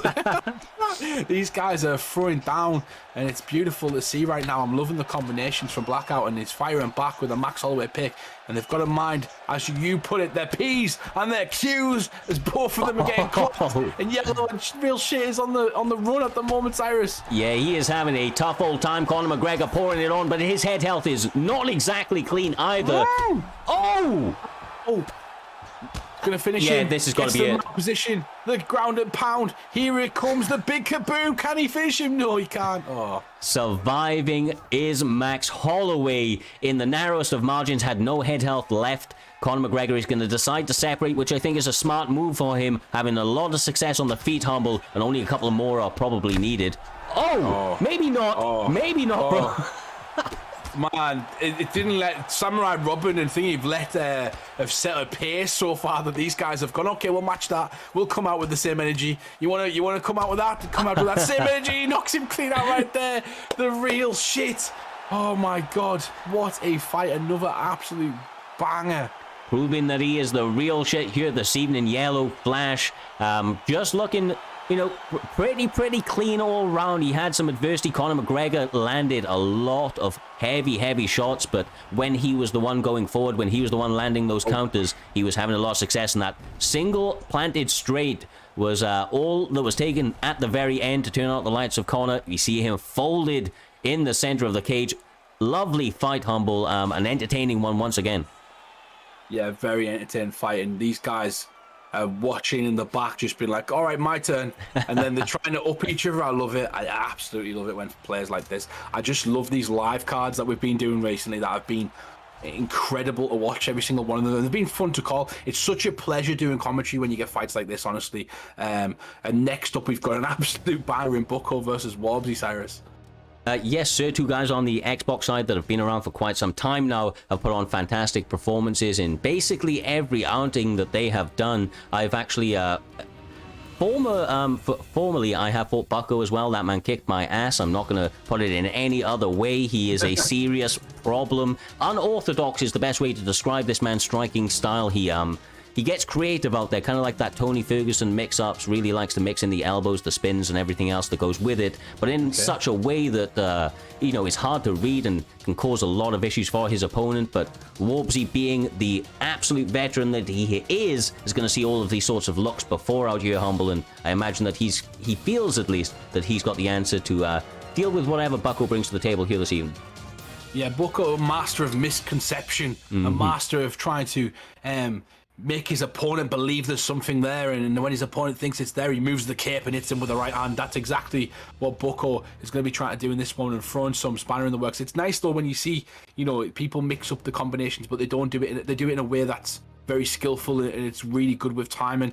It's always nice to see that, and that's hopefully what we're going to see in the next fight. And I believe it's going to be at the lightweight division. We're going to see another Conor McGregor, but this time a Justin Gaethje. One of my favorite picks to pick against Conor McGregor. There's a big risk and a big risk factor in picking Justin Gaethje, but there's also a really good element to the kicking game, Cyrus. And if you can kick your opponent's legs, especially Conor's on this game because they've been weakened, I think, to 87. Yeah, he loses a bit of power. He loses some of that power and almost becomes not as good as he was before, and movement as well. Yeah, no, you're exactly right. And just to go back to one of your former points regarding Bucko, you're absolutely right that he doesn't, kind of utilize these techniques that some people kind of, at the lower divisions spam because they're so effective. He times them very well and gets the maximum damage from them. He's a bit of a problem out there, and people sleep on him due to using some of those unorthodox strikes and not really reading from the meta, if you will. But he's going to have to really keep it pretty tight, because Warbsy, using that jab and the teep, is going to be trying to play the rangy game with him and try to take away some of those big rounded shots. There were two massive shots though from Bucko right there, just at distance. He closed it immediately with a huge inside leg kick and then a right hand. But then another big shot comes back from Wobbsy with that form of that knee. And now these guys are starting to land, starting to try to. They're having a battle for position at the moment. It looks like Wobbsy's kind of give it up, and then Bucko comes back, and Bucko gives him up, and then Wobbsy comes back. Very close. A battle of the feet at the moment, Cyrus. Yeah, you've got to be adaptable, and you've got to find your role in every fight. Not every opponent is the same, so you cannot pressure or defensively be the same in any two fights, and I think that's what we're seeing here this evening. They're trying to find their rhythm. They're trying to settle in to what their role is. We're seeing Bucko getting a bit creative out there, throwing a couple of shots, using some head movements, trying to read some counters from Conor McGregor, and utilizing that leg kick pretty effectively over the opening couple of minutes. Yeah, definitely. And it's just a very calculated performance so far. But I can see Wobbsy, the skill of Wobbsy of kind of reading his opponents to get reads. He's not going to rush anything. He's going to take his time, try to learn the patterns of his opponent, look for the opportunities to kind of land his strikes. And Bucko doing a good job at the moment of giving him some answers and giving him some shots that he hasn't kind of read yet, and trying to get ahead as well, taking the base out underneath from Conor McGregor so that he can't plant on it and give them big giant shots as he usually does, Cyrus. Yeah, I'm sure I mentioned it at least in once in every single event, but those leg kicks, you know, not only kind of start to take away the base of your opponents, it also means that their power coming back in return is not quite as equal. It does take some of the pop off those punches, as testamented by the ever dangerous FSK competitor, but a couple of leg kick misses add up very quickly in terms of the stamina department, especially when your opponent's going to the well with teeps, body shots all round. It can, you know, be pretty problematic, you know, fairly quickly. Yeah, if I'm Wobbsy, I'm trying to get my opponent back behind that black line. You know, it's that's why he's kind of using those teep kicks. You've got to double up on that jab. You've got to push your opponent back, and he lands a big shot right there. And that's more what he's got to do. He's got to kind of hold his ground. He's giving up a bit too much at the moment to kind of counter strike. But instead of throwing traditional combinations and missing, Bucko is going straight to the legs to then close the pocket and then for his shot. So a bit of a read here from Wobbsy is to kind of get in his face. No, exactly right, brother. Exactly right. And it's going to be a bit difficult because Bucko, as you see, is fighting just like Justin Gaethje, man. This guy is eternal forward momentum. He really does like to pour on the pressure and put his opponents into a dogfight. And that often pays in his, or goes in his favor, because he lives in that chaos. And that, you know, that's further accentuated by his style, no matter who he picks. Oh, that is absolutely beautiful. Conor McGregor with that duck hook. All it took... Humble, all it took, lights out instantly. Beautiful work by Wobbsy. I'm not even joking. I blinked. I missed it. Bro, we'll see it on replay. That was beautiful. I blinked. That was a shot that was to blink for, apparently, because I blinked and it was gone. It was over. Oh, my days. Ooh. He must have missed. Is it a leg kick he missed? No, bro. He threw a head kick, so he takes it forward. He plants... throws a roundhouse to the head, and Conor McGregor read it beautifully. That's sometimes the problem with the unorthodox striking. When your opponent is being so technically clean, they can sometimes make the necessary adjustments, get the right read, maybe duck or pull at the right time out here, Humble. And as you said, if you blink, you will miss it. And Wobbsy able to get his hand rose here this evening in a pretty clean way. I mean, it doesn't come much cleaner than that. Ducking a beautiful head kick and catching it with a single shot to turn the lights out. Beautiful work. Well, that wasn't a single shot. That was left hook Larry, as Reaper says in the chat. That was left hook Larry. We talk about the Conor McGregor power over and over, and he didn't do enough. He didn't do enough work taking the base away yet before going to the head. He went to the head pretty early, and you can't do that with someone with the caliber of Wobbsy, because Wobbsy is all over it like a rash. He needs one shot, and that's what he got there. One shot KO. Yes, sir. Yes, sir. Once again, man, I mean, these fights, we're coming to the featured fight of the prelim. They have been honestly a sensational night of fights already. I cannot wait to get into the rest of the card and see, you know, these main card fighters that we have, and of course the co-main event with yourself, and the main event with Kobe and Anakin a little bit later on this evening. But the featured fight of the prelim is a fight that I was personally really looking forward to. I mean, I don't know who personally put this match together, but I tell you what, they have a tout of respect. I think it's Doctor in the back actually that may have booked this one, but it's LFC Lepo is going to be up against the ever dangerous Hayes, or Humble Hayes as he is now called, PL1 Hayes. Yeah, these guys, I mean, honestly, Humble, I mean, I know you know them, but The boxing from both guys is some of the best that you're going to see. I imagine that in terms of like forward pressure styles, they really, really turn up the action. And I just want to put it out there that LFC Lepo's ground game, as of recent, since he's joined LFC, has been on another level. Sneaky submissions in that back pocket, and that may play a factor if it does hit the mat, although I don't expect it to, considering the type of boxing pedigree that they bring to the table. Yeah, definitely. We've got some people as well in the chat who are kind of, giving out shout-outs right then. I've also got my opponent in the chat for later on, 855 Spooky, and I just want to tell you, Spooky, that we are friends in real life, but we are no friends going to our fight. I am going to come into your face and smack the shit out of you. I don't want to touch your glove. I'm going to punch you all over, and afterwards I'll kiss you better. Here to hear first, Humble not playing games. He will make up nicely afterwards, but you've got to make sure that you're still here for that one and the main event. It's going to be one hell of a barn burner. But once again, featured fight at the prelim. It is upon us, Humble. Without further ado, we are going to get straight into it. It looks like in welterweight we are having RDA on the side of Humble Hayes, and he is going to be across the cage from LFC Lepo, utilizing Leon Edwards, unless they change their picks at the very, very end. But I don't expect these two to do that. They're veterans. They don't care if their opponent knows who they're going. They're confident in their skills. And Lepo's probably riding pretty high on confidence right now, looking at an 8-1 lead leading into this bout, although once again the pressure does change things out here, Humble. Sometimes that pressure makes diamonds, or you may crumble under it. Yeah, definitely. And just look at that logo from the LFC as well. Beautiful logo right there. I like it. Like the style of that. It looks absolutely fantastic. Yeah. You can tell the top quality team, top quality camp when they focus on something like just as simple as a logo. So these guys won't be messing about. I know there's a lot of these guys in the Xbox division, and they're always impressive every single time I see them. They've all got their own kind of way of fighting as well, which is very good in a camp because you can learn all sorts of different styles by fighting people different from yourself. And that's exactly what it looks like LFC Lepo has been doing, but we'll get to see what his Leon Edwards is going to be like. Found out recently he's fighting for a title against Usman. I cannot wait for that one. Yes, sir. Yes, sir. Well, if you've been enjoying these fights here this evening and you're new to the channel, make sure to drop that follow on the platform that you are watching. We are currently one follower away from our first 700 on Twitch, so be that 700th, and we'll continue to put on these shows each and every week as we have been. It's been an entertaining ride, Humble, and I can't wait to get into the rest of this card and see what these guys have in store for us. Yeah, definitely. We've got a fantastic fight in front of us right now, but thank you everyone for letting us hit 1,000 people on Discord recently as well. Massive help for us, and it makes us a bigger league, a bigger competition, because now we can get seen more by other things, and that's how we grow as a community. That's how we grow. We keep constantly support each other and constantly show these places love, as these two in the octagon do not show each other love.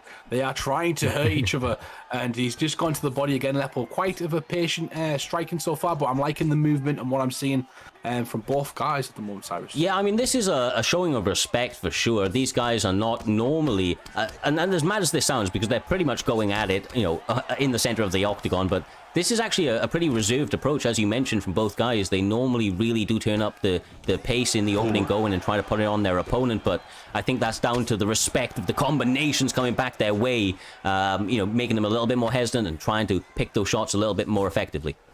Yeah, I'll make my judgment once one person gets rocked. At the moment, every single time someone gets rocked, the fight then goes absolutely nuts. So I'll make my judgment as soon as someone gets hurt. That's when we'll know if this fight's going to be a reserve finish or somebody's going to go into this one with a craze and try and kill each other, because Lepo's doing a good job with his movement. I'm really liking it, but Billy is kind of picking him off from the outside, and that's really important at the moment. You need to make him pay when he is moving about and he is moving into those shots. Yeah, it's adjustments upon adjustments. I will take this moment, though, to give a big shout-out to Jethro007 for being that man to break the first milestone, the 700. Good man, good man. Appreciate your support. As we do with each and every one of you, these guys continue to put on the action. Trying to chop at that leg right now and being returned with a couple of teeps from LFC Lepo. Once again, the adjustments are just continuing to compound, and I feel like they're really starting to dig deep for some of the combinations and tools that they have in their, in their bag. I wouldn't be surprised if a takedown's on the cards. Yeah, 100%. And oh, beautiful head kick right there. Had it through it. Went the legs a few times after the 1-2 and decides to go to the head after that one. But he gets rocked back now, and he's going to be in some danger as Lepo comes forward and tries to take his head off. Lovely work. They really dig into those uppercuts. One perfectly timed pull counter may spell an early night for one of these competitors. Have to be very careful. We see him going for it that right there, but some lovely lunge into an overhand, and Billy Colley read it perfectly using that stutter step under the overhand, and really didn't get the counter he was looking for, but showing absolute shades of brilliance of both gentlemen. Nice work right there. Oh, pulls, doesn't get the counter back, and he comes back from Lepo. These two are firing in the center of the octagon at the moment. He's starting to kind of wear on his opponent, but he did get caught with a big shot earlier in that round, and he can't take too many of them. Even if you're starting to beat your opponent up as they're moving away, you know, those big counter shots, those counter flurries can really add up, especially if it happens 2 or 3 times around you. The scorecards as well, Cyrus, so you've got to be careful of that. It is a 3-round fight. Yeah, no, and I just want to put this out there once again. These guys have combinations in their back pocket that are, you know, kind of MK sort of shit, right? They'll throw out a 19-piece of combination when they feel the opportunity is right, and 19. Yeah, a bit of an exaggeration, but dramatic effect is what it was for, my man. Do it. 19-piece combination. You got my ears up. Bro, I've got the flair for the dramatic. My apologies, bro. You just got me excited. I was like, what's happening? But I know what you mean. These guys have got hellish combinations and probably great movement and counter strikes as well, which they can probably chain together, which is where you're getting that 19 strike from, because they continuously setting their opponent up for something. So it's a continuous combination, I guess you would say. Yeah. And look at the pullback right there as he tries to get him back, Cyrus. Yeah, really trying to answer each other in one way or another. We continue to see some beautiful sidestep, but it gets him caught. Oh. LFC Lepo is measuring his approach and slowly starting to try and turn it on. Sits him down, Humble. This may be an early night. Well. Yeah, beautiful shoulder roll right there as he threw the combination as well.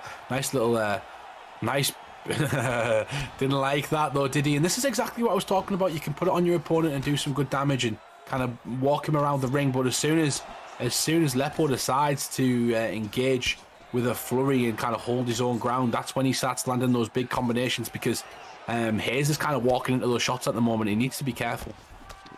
Definitely agree with you here, brother. They are, you know, especially with the head held, we can't actually see it, but you've got to imagine RDA's chin, right, not exactly known to be able to stand up to the test of time. More often than not, when he gets cracked, it spells spells an early night for him, but I don't know which way this one's going to go with the counters that we've seen already.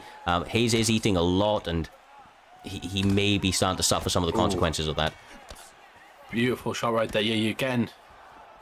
It's just, the thing is, it kind of slows down again, though, and that gives Hayes an opportunity to kind of come back into the fight, you know. Lepo kind of taking his time, and he's waiting for that, them big combinations, the big shots, and I'm kind of worried that Lepo kind of lets, you know, Hayes back into the fight. He doesn't right there, though. He drops him down, and trying to land a sneaky little question mark kick right there. Oh my God. And that is it in the second round. I'm going to say it. Technical Lepo is the best Lepo. When he comes out here and he fights like that, I mean, he's going to be, posing a problem for everybody. He always has the ability to just absolutely just engage his opponent. He, quite clearly has recently had the ability to take them down and work that ground game. Quite clearly has been rounding out his game as a whole, Humble. And here this evening, the striking is what was able to get that done. Beautiful work. Technical, different approach from him, and it spelled a very, very clean performance up against a dangerous boxer like Hayes. Yeah, 100%, and that ends off our prelim card as well. And what a fantastic, probably one of the best prelims we've ever had for the amount of talent that was on that card and the amount of people that were fantastic players from start to finish. The first 9 fights, those could have, in most organizations or most places, they could have headlined cards or done stuff, and they probably will in the future in prime time as well. But it's a pleasure to get them because they're all kind of just joining, or they're all, fought really tough fights in the past. They're all kind of at that level now where they're all meeting each other in PlayStation and Xbox side. I think prime time's probably got the best Xbox division in the world of combat, the UFC, esports combat UFC, and building this PlayStation roster is just fantastic as well. And we get to see the results on a Saturday night with a live card in front of all these people. It's been great. What a fantastic prelims. Couldn't have said it better myself, my man. And with that being said, we now move on to the very first fight of the main card. His gamer tag will say AJS Resented, but we now know him as TMF Rara, the kid that has been around for what feels like an eternity, continually developing his style. And honestly, recently, Humble, I fought him, and when I tell you his striking has developed, we saw it the last time out. I mean, he's getting dangerous on the feet, brother. He's getting real dangerous, and This is going to be an interesting test for him. He's up against a teammate, somebody he's quite clearly fought a number of times in the past, TMF Noggin, another man that has quite clean striking as a whole, and has previously been the guy that's kind of had some of the better performances out of these two gentlemen, but you know how that can change when you're standing up against somebody that you are very familiar with, that you've helped train, and ultimately you're going to be very comfortable with what they bring to the table. Yes, people fight differently as well, because you're fighting a teammate and you kind of don't want to take that opportunity away from them. And sometimes you can pull your punches slightly, or you can let them up off the ground when you do less cheese in certain positions, and you can't really do that in these fights because it'll cost you. And that's sometimes it's a bit of discipline, and it's a bit of experience to know that you've got to kind of be on top of it and let your teammate know, right, this is a serious fight. We're going to go in there and we're going to try and take each other's head off like we weren't teammates. Me and Spooky later on, we are friends, but I am going to try and beat the shit out of him. There's no way I'm letting him up off the ground at any point if it gets there. And that's what you've got to do. You've got to have that ferocity. You've got to have that fury. And if you don't have that killer instinct, you might struggle and the other person can take advantage. So I'd like to see both guys go out there, treat this like an absolute war, treat that as the most important fight of their esports UFC lives, and because they're essentially getting themselves close to a title shot against Trixie. And if Rara wants to do it, this is the time. A young kid in his prime, a reaction to the fastest, and he's got a 4-fight win streak against a Noggin who's 3-1 at the moment. So massive opportunity for both guys, in my opinion. I could not have said it better myself. As you see, they are 4-6 leading into this one, but that's going to be a lot of work in the training. And of course, I imagine that they turned their recorder off at some point. Respect, well played, is being shown on both sides. These guys going to be trying to turn it up nice and quickly. We have Peter Yan on the side of TMF Noggin, and an interesting pick from Rara, who I know has a beautiful Dominic Cruz, but has decided to go for a bit of a more serious pick with Rob Font, maybe trying to make sure he has a little bit more pop in that punch when it comes up against a Peter Yan. Probably a smart move. You still have good movement, you still have good a good dexterity, but you add range, you add boxing, you add those kicks as well. That Dominic Cruz doesn't have a lot of power and pop, and Rara is going to still have his style of fighting, but he can also now engage with Peter Yang when he needs to in the pocket. Yeah, and ultimately some of that beautiful kind of signature movement that he has can, actually play against you in certain situations because you're concentrating on that a little bit too much. So maybe going back to the basics with somebody like, Rob Font, utilizing clean boxing, the kicking on the inside, or on the outside, I should say, or to close that distance on the inside with some knees, is going to play some dividends for him. But I do like what I'm seeing from Peter Yan. He's working the inside combinations pretty well and seems to be getting the better of the exchanges in terms of the damage in this early going there, Humble. Yeah, it definitely is. And, I'm liking what Rara's doing, but there's just an element of danger there when he's getting caught, throwing kicks. He's got to be careful, so he's just got to be wary of when he's throwing the kicks, and he gets caught right there with a straight after the kick. Beautiful work from Noggin to set that one up. Yeah, Rara needs to be careful, though, not to be proactive. Oh, no, this could be it. He had some lovely head movement at the most vital of times to keep himself in this bout. That side kick to the body, able to give himself a little bit of breathing room from Peter Yan, who has been turning on the pace. He needs to continue to utilize stuff like that, but the head kick, oh! One of my combinations, I absolutely love that. Nice work, and he missed the second shot, which invited his opponent in towards the head kick, and so useful of the misdirection, as we talked about earlier on. It's beautiful work. It's not always just kind of block breaking. It's come into my shot basically, and it's ultimately a massive one, and that swings the tide slightly. But he's got to stop taking those headshots, because Noggin is headhunting at the moment. He's trying to take his opponent's head off, and these guys are struggling right now with the connection, but they'll get back to it. Yeah, I believe they're both UK guys, so I think that it should be pretty clean enough. Hopefully the stream continues to hold out and we get to continue to witness some of these combinations. I mean, Noggin is really putting it together. He has to be feeling pretty confident. The momentum definitely starting to go in his favor, although... Nice. Whew, yeah, I mean, it's not going to take too many. I mean, Rara's shown that he can pull back and be dangerous with that takedown attempt right there. He's successful, and obviously getting a couple of counters earlier on, but he's got to make it on the ground. Only 40 seconds left on the clock. Not a lot of time, brother. Not a lot of time to get something going. It's not a lot of time, but it's less time off the feet and more time to kind of assess of what you need to do and give yourself a bit of breathing space, essentially, and obviously dominate some of that round and maybe change position if you want to as well. Some people like to fight on certain sides. I believe Rara is doing a lot of footwork that he's not really concentrating on at the moment, and what he's kind of doing is he's going backwards. If you go backwards against a Peter Yan, he's going to double up, he's going to press you, and when he starts to when he starts to land, he's going to make you walk into his combinations. Yeah, Rara needs to pick a side, in my opinion. He needs to start going towards that side. He needs to kind of focus on making his opponent miss while going to that side. And you can't go backwards against the Peter Yan. He will double his jab up. He will throw the front kick. He'll throw the kick and then follow up with a straight. You've got to kind of pick a side and try and catch him slipping, or come off at the angle after you've thrown. And Rara just needs to focus on his footwork, in my opinion, a bit more in this round. I said this to him. I mean, the more he becomes comfortable with his striking, the better it's going to be. Sometimes he has some issues with the pressure game, just like this. TMF Noggin really utilizing his striking sequences very, very well. Not able to get the ground and pound. Rara too well versed down there, able to get his opponent to back up straight back to the feet. But once again, that's just more kind of more opportunity for something big, just like that, brother. Oh, he's got the body.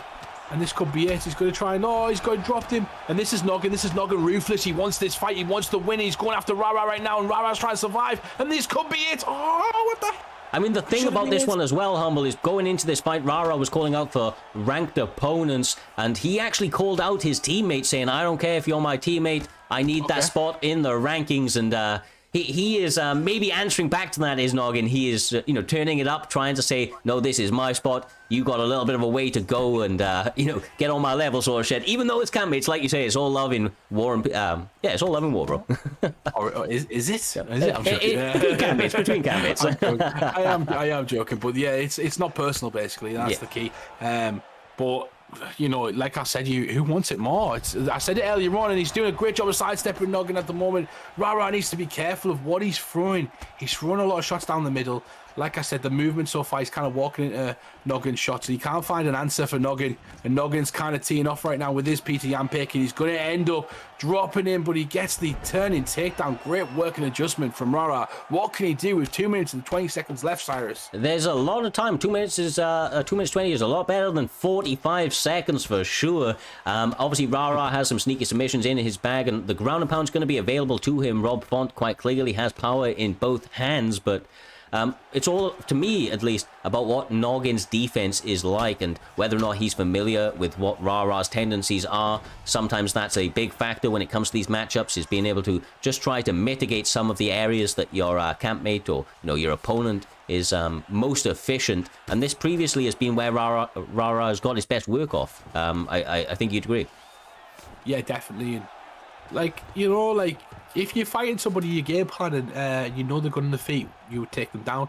There's a bit of respect here, and I was talking about it earlier on. You've got to get rid of it when you're fighting your teammate and you want to win. It's got to be gone. You've got to use the best, utilize the tools that are going to give you the best chance to win the fight, and that's what I believe Rara should have done from the start. And, Rara catches him with the straight. Yeah, I mean... Is this going to happen right now? Maybe he has a point to prove. He believes in the coaches out the back in TMF. He believes that they've got him ready to be on this level and strike with somebody like TMF Noggin. He's having a tough time, but having some good shots and seems to be making some adjustments late. His stamina is actually in a better spot, although that head health is pretty dire, Humble, going into the end of the second round.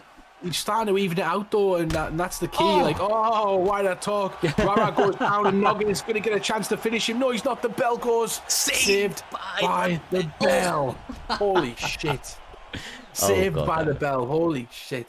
Noggin looks great in this fight, but the Bulldog perch starting to come into effect. I do believe Rara is starting to wake up and realise this ain't no friendly fight. I'm coming out. I'm going to try and kill this guy, and he's doing the same to me, and I've got to throw that friendship out there and get a bit dirty, maybe get a bit cheesy, catch your opponent slipping. Whatever you've got to do to win this fight, you've got to do it. Throw the spanner in the kitchen sink at your teammates as he gets knocked out right there with the kitchen sink. Holy shit. Yeah, Noggin, fuck. I mean, what do you want to say, bro? That was a heavy straight landed square on the face of Rara Rasputin's Rob Font, able to turn the lights out in a pretty big way, got him to fold back over his legs. Pretty dramatic fall. We hope that Rara's okay. I'm sure he's going to go back and work on the things that went wrong. I mean, this kid always makes the necessary adjustments. He always seems to take these losses in stride and learn from them there, Humble, which is vital to continuing to have success, over the course of a long UFC kind of competitive career, if you will. But tonight was the story of TMF Noggin and some technical striking. He did a great job all around.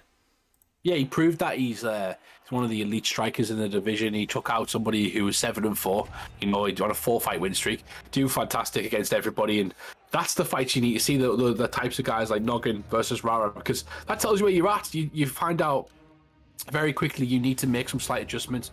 Your style doesn't quite work against everybody, and maybe there's some things that you need to work on, and that's exactly what Rara is going to have to do. He's going to have to go not back to the drawing board, but he's going to have to look at the mistakes he made tonight, capitalize on those mistakes, and kind of relish the opportunity to fix them, because he's only going to become a better fighter by looking at that like that.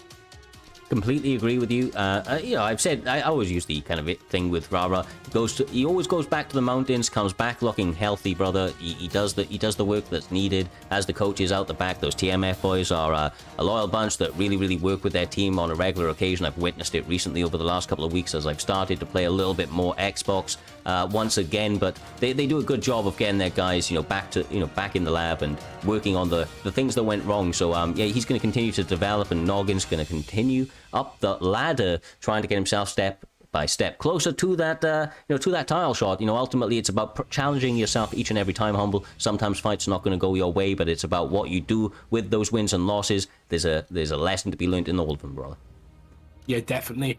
And the next fight, we're talking about lessons to be learned. Filthy Uncle Ben, one of my teammates, Taj is absolutely class. One of the lads from Ireland, alongside those Suave Jamies and all the other guys in there representing the flag of Conor McGregor. As we know, he's currently 2-1, and his only loss is actually to myself in a fight that he was actually winning, and I caught him in. I'll be happy to say that he was winning that, and he's looked absolutely outstanding in his last two performances. He's been a massive supporter of PrimeTime. He's constantly been by every stream. He's constantly messaging me in the chat saying when's PrimeTime and what's going on. And I know he's dead excited for this fight. He wants to make a statement. He wants to show that he's one of the best in the world. And he's fighting someone that's coming up, who's 1-0 and undefeated at the moment in Johnny 2049. We don't know too much about Johnny apart from his last fight that he had. In his last fight, he got a nice knockout, and he's fighting some real tough competition here, because I've played Filthy's Yan, and it is filthy. It is disgusting.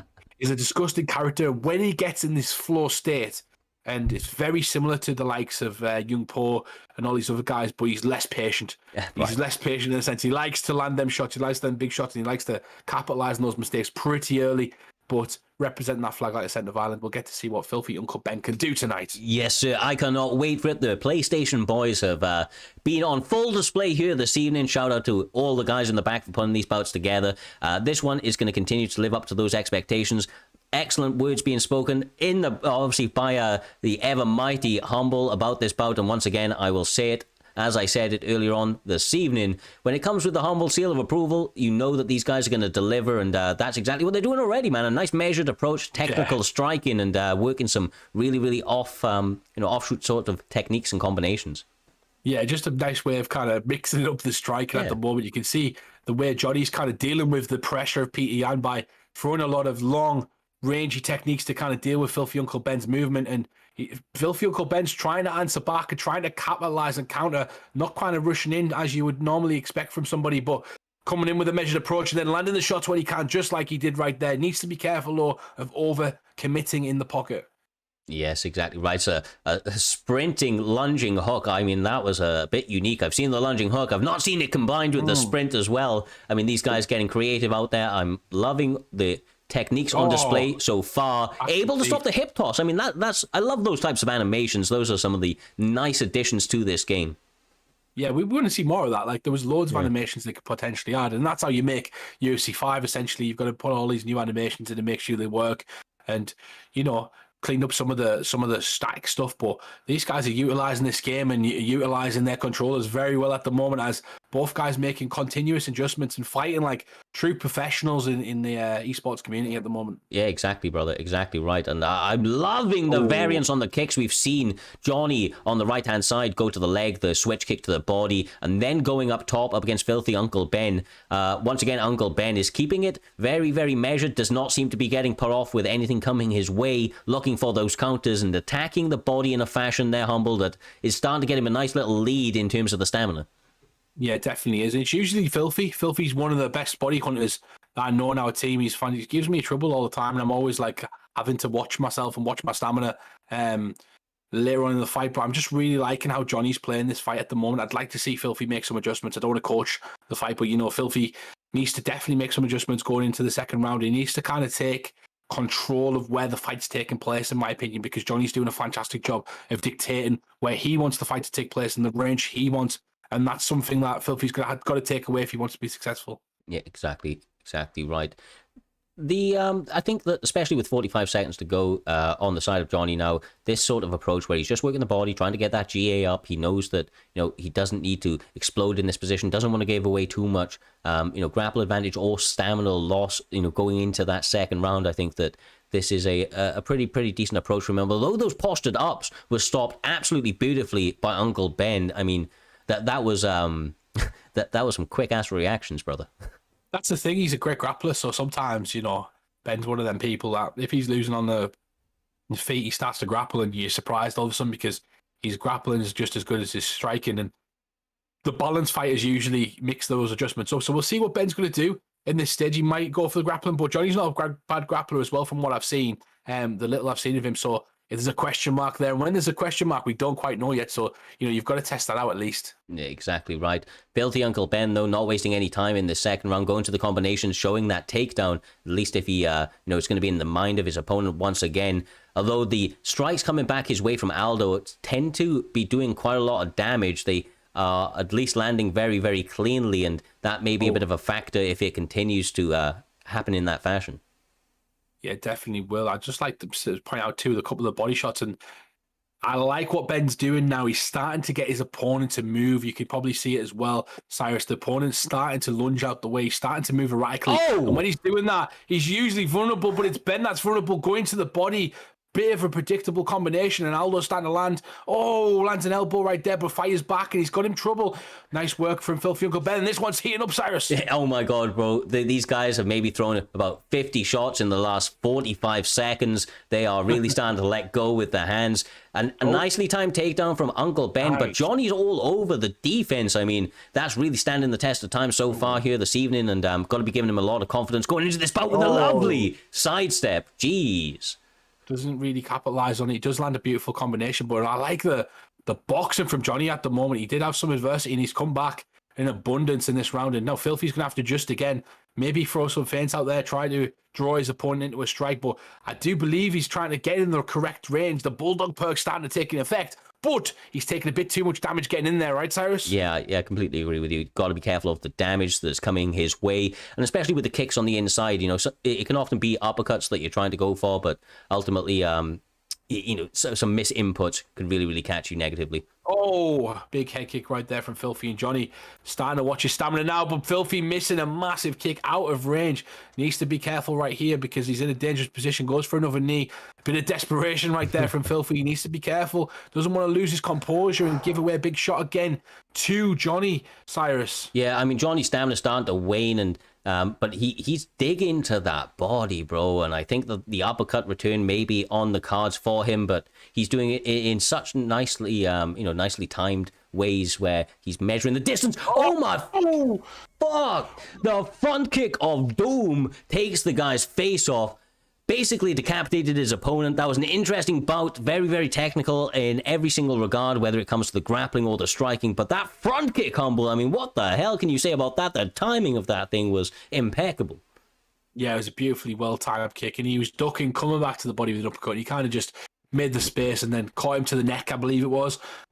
Beautiful performance from Johnny. I really liked how he fought this fight. He's clearly a top player amongst the community. I wonder if he's had an alternative name before this that we've not quite seen yet, and that might be why we're not quite recognizing it, because a lot of these people do come back in with a different name to kind of surprise you. And he's just made a really good fight, a competitive fight with Filthy Uncle Ben, and he great statement, and he's got 2-0 now as well in the PlayStation division. There's a lot of guys at 2-0 soon. He's going to have to be fighting each other eventually, Cyrus. Yeah, some of these O's have got to go, but here this evening, he is able to stand the test of time. Johnny doing a great job, and I'll be straight with you. Filthy Uncle Ben is a guy that I rate pretty highly. I've seen him fight very, very well in the past, and here this evening he looked very clean. But Johnny just seemed to have some of the answers, and it can come down to who's the better fighter on the night, or who is able to implement their style or their game plan a little bit more effectively. And I think that was Johnny with that timing, that front kick. he did a great job. So a great feather in his cap. We're going to see Uncle Ben back better than ever. That man is a killer. But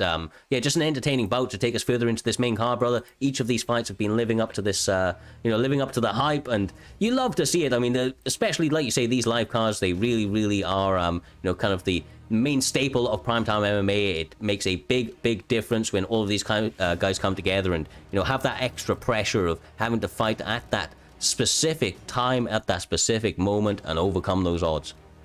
Yeah, definitely. It's just a different feel in the live cards, isn't it, Cyrus? So it just brings a special type of atmosphere, and I love calling them. They're absolutely fantastic. But big things on the horizon for primetime as well in the future, so we'll get to that at a different time. But let's move on to the next fight of this evening. We do have Toasty Toes versus Lightweight Champion.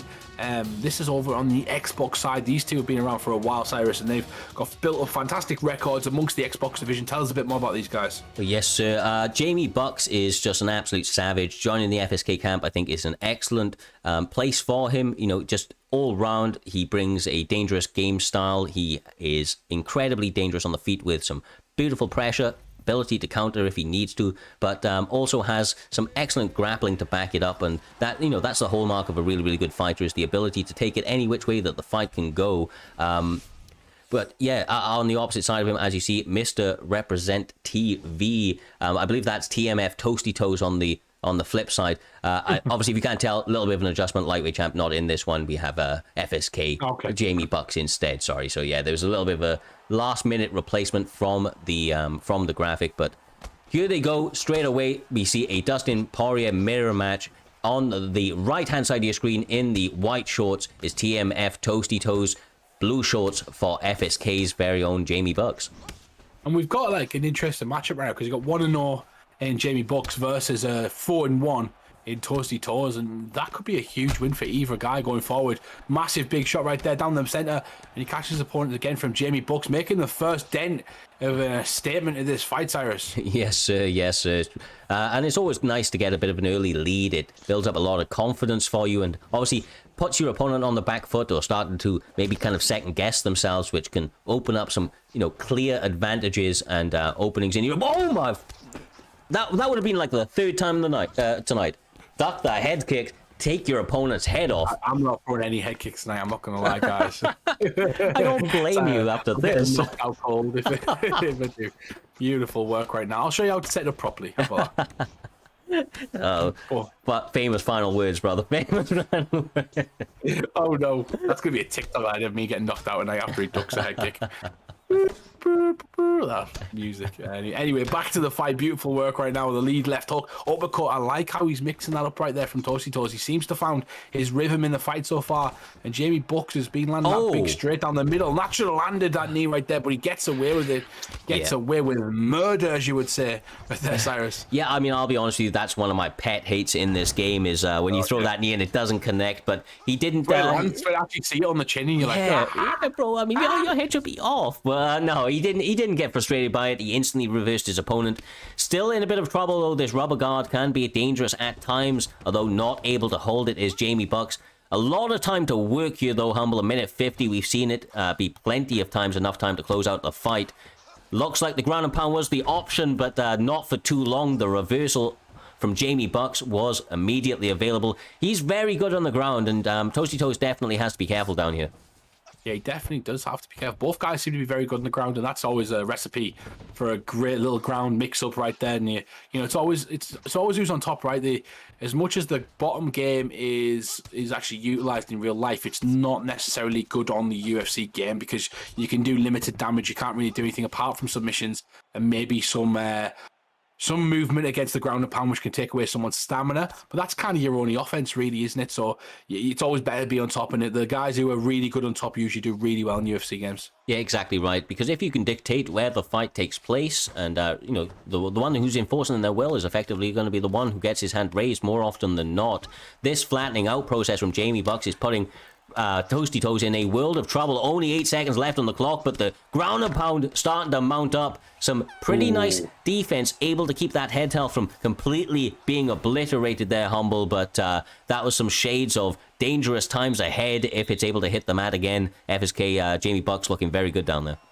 Yeah, he definitely is. And I think both guys are going to have to make adjustments in this round because they both had their moments during the fight. I think Toxitos found his cliche when he started pressing forward and he was kind of landed certain combinations. And we talk about attack being the best form of defense. On this case, it wasn't, though, as Jamie Bucks read the combination. He drops him and he's going to get a chance here to do some damage.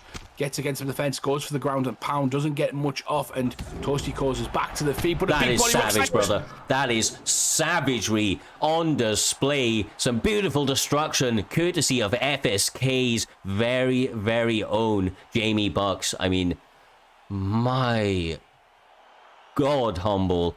Toasty Toast put up a valiant effort, but Jamie Bucks with that finish especially, that was a head kick to be remembered. My God. Holy, what just happened? He hit him to the body, made him like think about the body work and was doing a fantastic job. And obviously when he drops his hands to the body, he just goes to the head of an animation. That's not necessarily the quickest either. And the speed he threw it because he planted his feet was phenomenal. And if you blinked, you would have missed it, as we did earlier on. And on that one, it was a great. But let's talk about the statement that he just made. He's now gone 2-0 in the Xbox division and taken a fight on short notice. A fantastic win for you know, lightweight champ and Jamie Bucks, not lightweight champ. And he's undefeated in the Xbox division. He's going to have a big fight in his next one. That's a great statement. Yeah, no, I completely agree with you, Jamie Bucks. We knew that this man was a threat, and as he continues to put together performances just like that, I mean, once again, up against somebody that's been around for a little while now, Toasty Toast, and quite clearly showed that he had, you know, skills in basically every department that's needed. But yeah, I'm very, very impressed with Jamie Bucks. I'm looking forward to seeing what he can do, and he may be, you know, serving one of the next big credible threats going forward up against somebody like, you know, Trixie in future, who has had a bit of a, you know, had a run now where anytime that he decides that he wants that belt, he seems to hold on to it for quite some time, Humble. Although there's been a lot of tough tests, so far he's been able to answer it. Jamie Bucks may be the guy that's, you know, the fresh blood that's coming through that can take that away, sort of thing. Yeah, definitely. That being said, we've been talking about a few times tonight about the 2-0 guys, and we've got one right now in Zigote.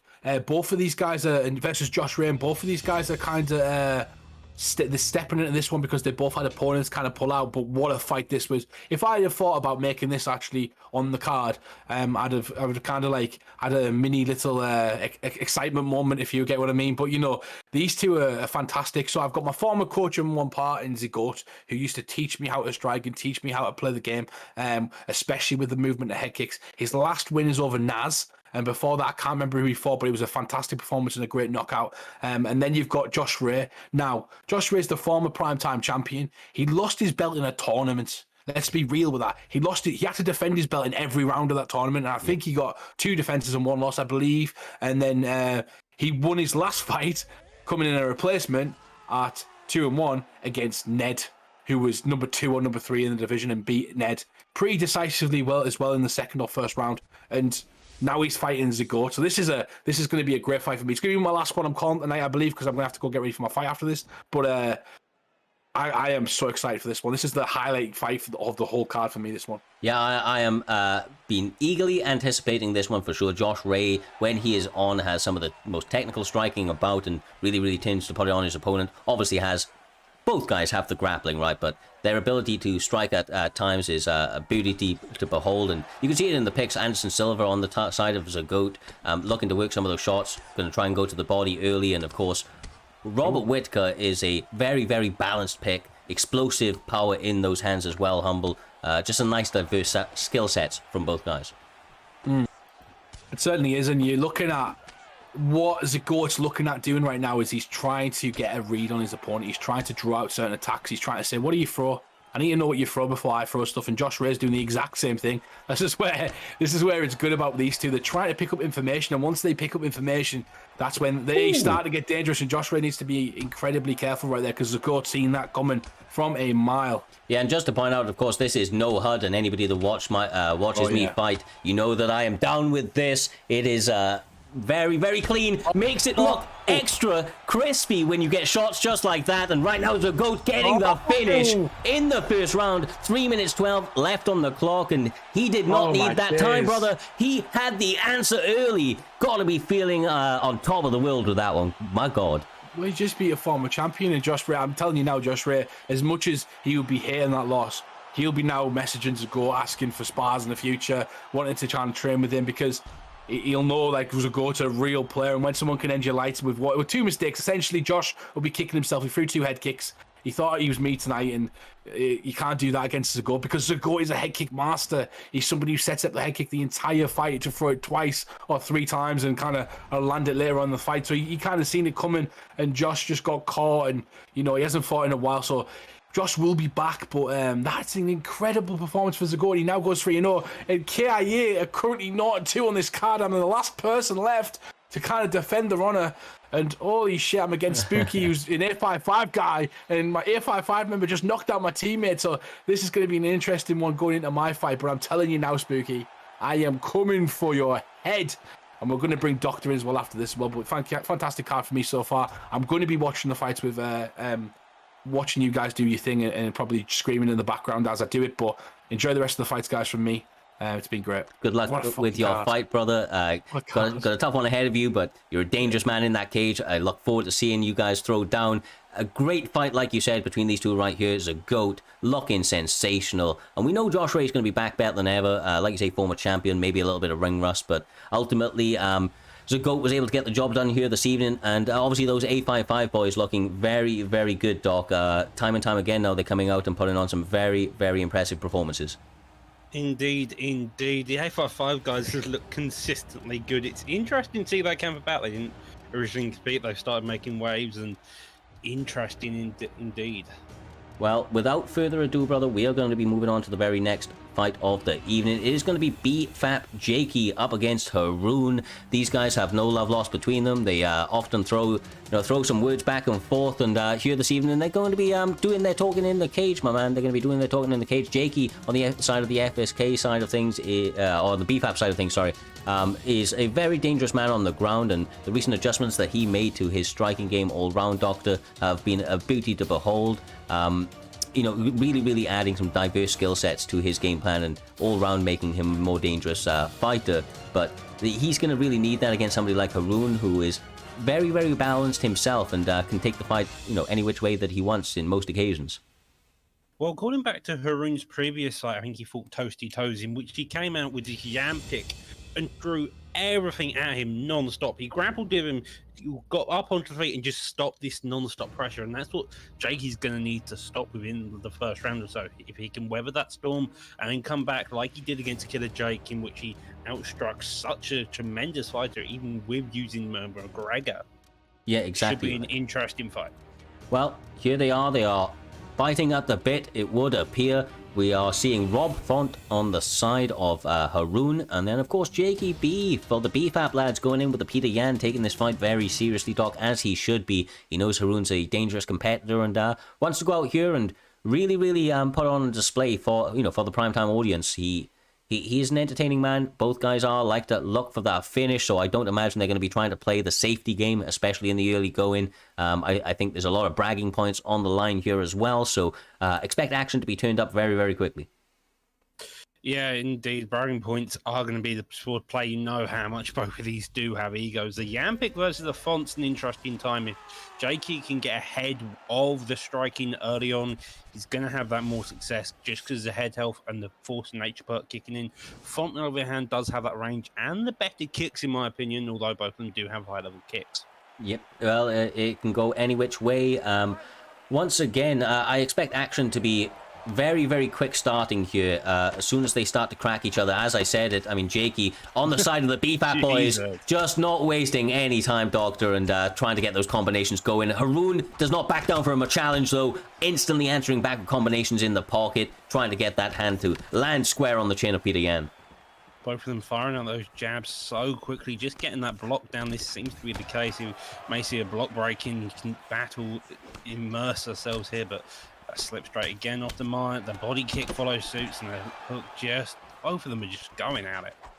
Yeah, I mean, Haroon's doing a great job of digging to the body early, because especially Jakey B is coming out with such a high output and feels like he's going to be able to melt down Rob Font's health and block as a whole. But if Jakey's not able to address some of those body shots coming his way, just like that from Haroon, then that stamina deficit is going to add up very quickly. The head kick, though, Doc. I mean, it didn't do the damage that you'd think, but it landed, brother. It landed. It definitely did land. It was a very interesting. I think Haroon was trying to duck it. Sounds like the game kind of screwed him over in that matter. But hey, both of them are just in the block. The straight lead hook, jabs to start off with. Oh! Slips off to the side, gets clipped with the front kick, and Haroon now on the front hook, putting on this pressure with 2 minutes 40 left on the clock. Yeah, I mean, he is turning it up right now. Feels like he is having momentum shift in dire straits. Jakey trying to hang in there, trying to find a way to shift that momentum back in his favor. That pull elbow may have been the answer for him, but Haroon is just turning it up, absolutely setting gas on fire. Oh. That's one way to make a statement. Get your opponent to major lunge straight into that body kick. The gas tank of Jan's definitely going to suffer from that, and both of them are still going at it. Jakey's happy to meet him in the middle, but so far it looks like Haroon's getting the better boxing and kickboxing off of him. Oh, Jesus. I mean, look, Haroon has been timed out for 5 days in the server, has not been able to talk his trash, so he's doing his talking in the cage. The pull on the pull. My God. This is what happens when this guy can't talk trash in the Discord. He's been concentrating on his training, Doctor, and it shows, bro. He is looking clean. He is a non-stop freight train here. He just wants every go. Finally gets knocked down himself, and Jakey's now going to make a massive comeback here. 40 seconds left in the first round. Can he maybe get the judges, convince the judges that this is his round, not Haroon's? It seems like it's going to be a very tough fight here. I do not expect the judges to have a job to do in this one. Another lovely slip off the center line. The front kick was returned for Haroon. Sits him down, and now he's trying to push for that finish. Digging to the body when the opportunity presents, Doc. And once again, that's a very, very educated move to make. It's going to play dividends over the course of a 3-round bout. If you can get your opponent under half after the first, goddamn, you're on the right track, bro. You're on the right track. Well, that front kick narrowly avoided in the end. You imagine Haroon would shoot a counter straight off. Here we see, though, Jakey got pressured for the beginning of the first. He's come back, put on the pressure, got that counter, and just somehow gets stunned with a knockdown to follow. Yeah, I mean, Rob Font's power really, really having a big effect on Peter Han here this evening. He's got him rocked, continues to have a high land rate, making sure that every single shot counts. Sits BFAP Jakey down once again, ripping to the body. Haroon maybe trying to turn the lights out right here, right now. I don't know how Jakey's alive. It feels like every shot he's just narrowly blocked by the centimeters and margins, and finally gets stunned himself with that flying spinning kick as he's gassed. Yeah, I mean, going to this southpaw stance with Rob Font is quite clearly something he has been working on. He's found a hole, a chink in the armor, so to speak, and right now he is just having all sorts of success. He's got to be just feeling oozes and oozes of confidence. The head health, the body health, all in a very, very bad spot for Jakey, who is trying to stay composed, trying to find a counter just like that, Dog. Very narrow margins, brother, very narrow. You mentioned Lepo having Mortal Kombat skills. It seems like Haroon did, and he finally finishes off Jakey in the second round after an onslaught of strikes. I mean, look, these guys weren't here for a long time. They were here for a good time. Haroon obviously putting the work in the lab, heading into this bout. I mean, he really, really turned up, warmed up, bro. Came out the gates firing shots. Had to answer back with a couple of starting shots from Jakey B, who was trying to answer that fire with fire, but over the course of those first couple of rounds, he just was able to run away with it. Haroon did a fantastic job, and I was thoroughly impressed by his ability to get a nice win over a top-touted talent like Jakey B. He is a quality guy in the cage, so that's an impressive performance for him. Indeed, Haroon seems to be the man to beat currently. He's definitely showcasing his skills as a striker. Would be interesting once he goes against a full-fledged grappler, but maybe that's to be seen in the future. Yeah, I mean, if everyone's able to continue to put wins like that together, he may himself be working his way into a shot with Trixie, who is obviously a campmate of Jakey B, and maybe going to be looking to get some just revenge for that fight. But with that all being said, we are now going to be stepping into the cage on the PlayStation side once again. It is going to be 855 Spooky G, a man that is very, very highly touted on the PlayStation side, had excellent runs throughout multiple esporting communities, taking on a friendly face in obviously KIA Humble, trying to get a win on the side of KIA here this evening. Knows he has his work cut out for him a little bit up against the ever dangerous Spooky G, but as you saw in the commentary booth earlier on this evening, Doctor believes in his ability and there is no love lost. He will shake his hand, pat him on the head afterwards, maybe give him a little kiss to make him, not feel as bad, but he intends on turning up with action and intensity in the opening going and getting that hand raised. I have no doubt Humble's known for this. He's been a title contender. Spooky's still building himself up to there, but he's shown that he can do it. He's got the grappling of a nutcase. He's got the striking, which works in tandem with it. It's just a case, can you maintain that speed, or can Humble fight against it? I thought Humble, I know he's anti-grappling. It's a bit weird. It's a bit mental. I think, as to quote him, he'll let you transition, he'll let you move. But the one thing you can never particularly do very well is win the round, because he always finds that one key shot, one little moment in which he can just make the judges score towards him. So it's going to be an interesting time. Yeah, and just to jump in very quickly, make sure to get your votes in. They are live right now for the next 30 seconds or so. Gonna let us know who you have heading into this one. Currently, the betting favorite is KIA Humble. Quite clearly has a lot of support in the chat, but those A55 boys obviously showing themselves dangerous so far this evening, Doc, and we're gonna have to see which one this one shakes out. Although Humble does have an advantage going into this one, 8-3. We've said it time and time again. That doesn't ultimately make the difference when those lights are on you. It comes down to who's that better fighter on that night, who made the preparation, who made the necessary adjustments and sacrifices, and that's exactly what we're about to find out here this evening. Yeah, it's always about who has made that preparation. That sacrifice is always the case. A league fight is a complete different story outside of the spars, and already see a very slow and steady pace as Takedown already shot by Spooky, and I imagine that's what we're going to be seeing for most of this fight. Yeah, he's going to be sticking pretty committed to a grappling, grappling style, or so you would imagine, especially against a dangerous and explosive, striker like KIA Humble. That man has, combinations on combinations. He has sneaky strikes that he can throw out at any time. But one way to take that away is to get them on the mat, get them on the mat there, Doc, like you have actually done to me in league fights before, and take away the opportunity for them to, utilize some of their biggest strengths, especially early on when they're fresh. When they're fresh is the time you want to grapple. You need to do the damage to them, make it difficult for them to trade with you on the stand-up, just so you have that advantage. Burns is one of those people, you can work them down very early on. They're going to have a lot of difficult times doing it, just because the power in his hands is so deadly.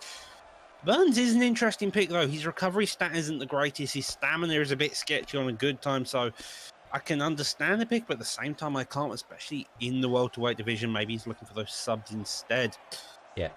Well, I mean, when it comes down to this, so far, Spooky G's top control has quite clearly shown to be an effective tool in his arsenal. He has done an excellent job of keeping Humble down thus far, but as I say that, Humble making the necessary adjustments, able to work himself back to the feet, getting a couple of knees on the inside from the, defensive side of the clinch up against the cage, but it's going to be a tough time for him, brother. As we see, Spooky G is committed to that ground and pound, and you can understand why. He's clearly having a bit of an advantage here and feels a little bit of a threat when it comes to the striking coming his way from Humble.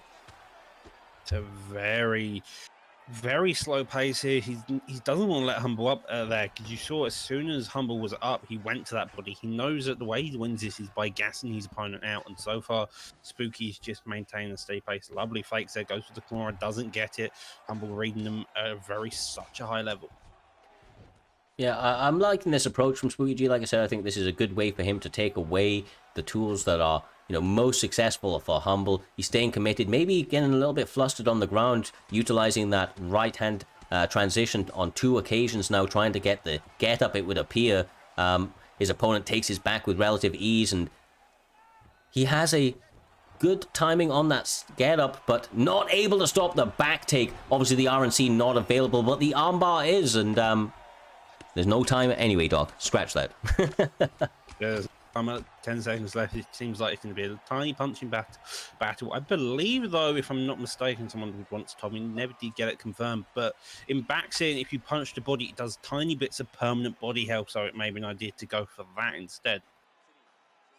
Yeah, I believe that that's the case. I think that those little shots on the ground, actually, I think they all do permanent damage, if I'm not mistaken. They chip away, you know, especially just such narrow amounts that the eye isn't probably not going to catch it in the intense kind of battle that you are going through in the middle of a fight. But, you know, ultimately, a lot of these high-level grapplers know that if they continue to work it, those numbers continue to stack up. And as you say, it chips away at their all-round damage and health. So when they do get an opportunity for that big ground and pound or the separation on the feet to land something clean, it, you know, often is the big deciding factor on who comes out the better of those exchanges.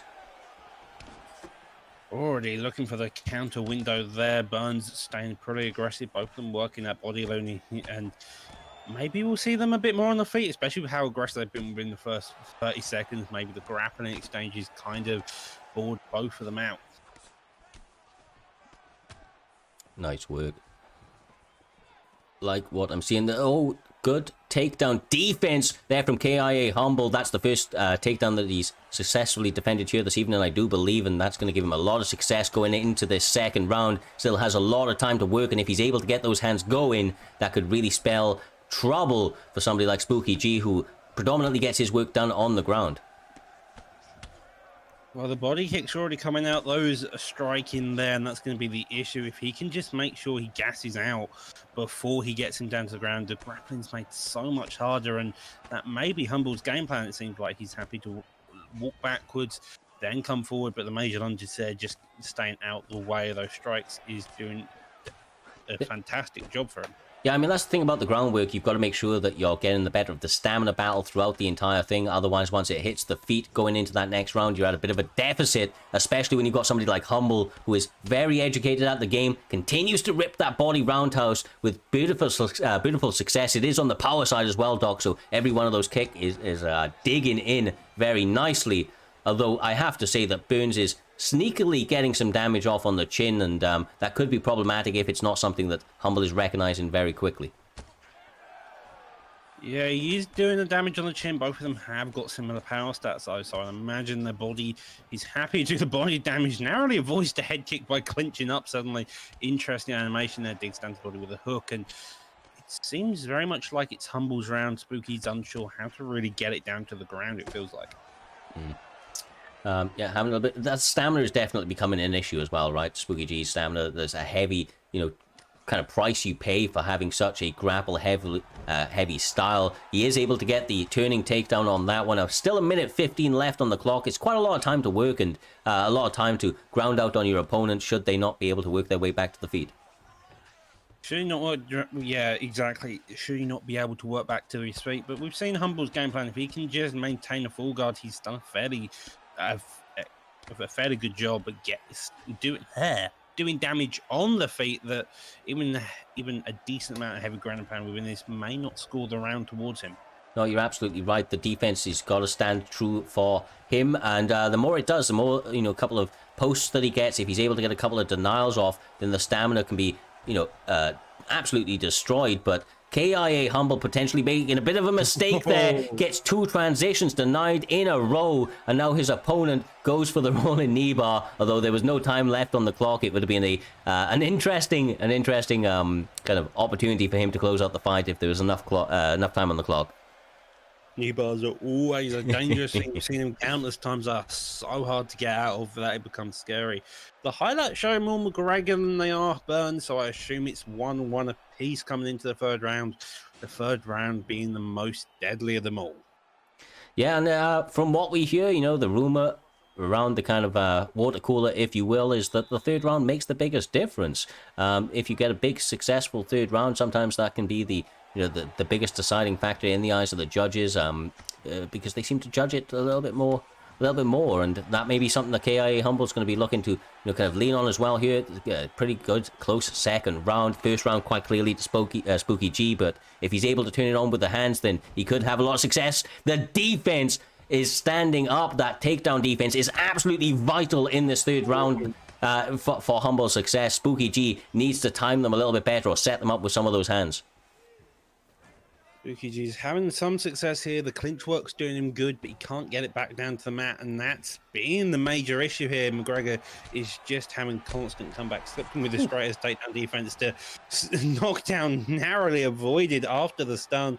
Works down to the body, and again, a head kick follows. McGregor is just looking to punch that burns his lights out here. Yeah, he returns back to that southpaw stance. Is going to be looking to land that straight square on the chin of Gilbert Burns, but the movement of Spooky G has allowed him to evade a lot of the shots thus far in this third round, I should say. The big body knee, though, Doc, that's going to be problematic, especially with this low stamina. Conor McGregor does still hit like an absolute Mack truck.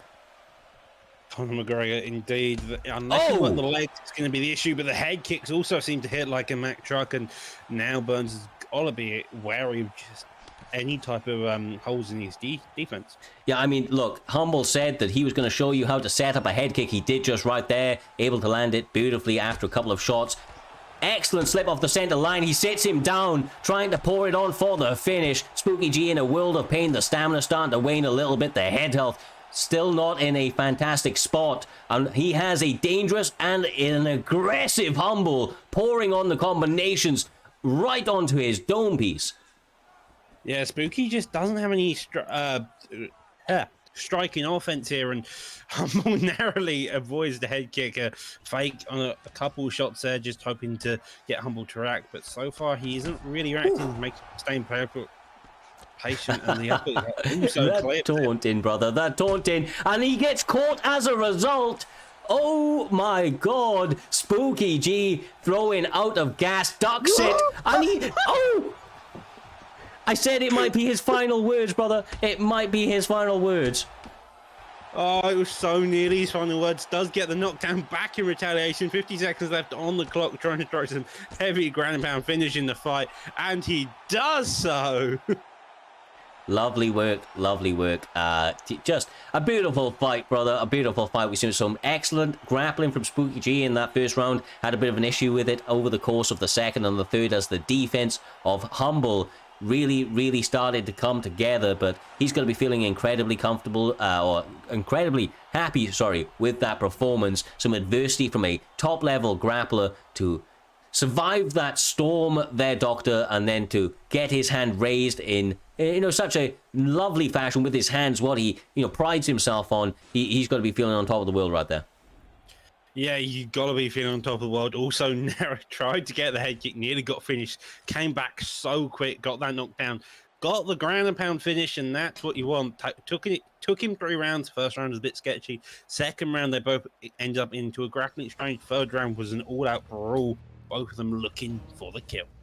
Yes, sir. Well, that does bring us to the main event of the evening. The kind of absolute precipice of this event, LW Attican, the incredibly dangerous PlayStation champion, a man that has some sensational hands, really is able to turn it on his opponent when he decides to keep it on the feet, but ultimately has that ground and pound and grappling pedigree that he decides to, utilize in the majority of his fight there, Doctor, up against a absolutely phenomenal striker in Kobe, previous Xbox competitor, now making waves on the PlayStation side of things. This does really have all of the hallmarks of an incredible main event.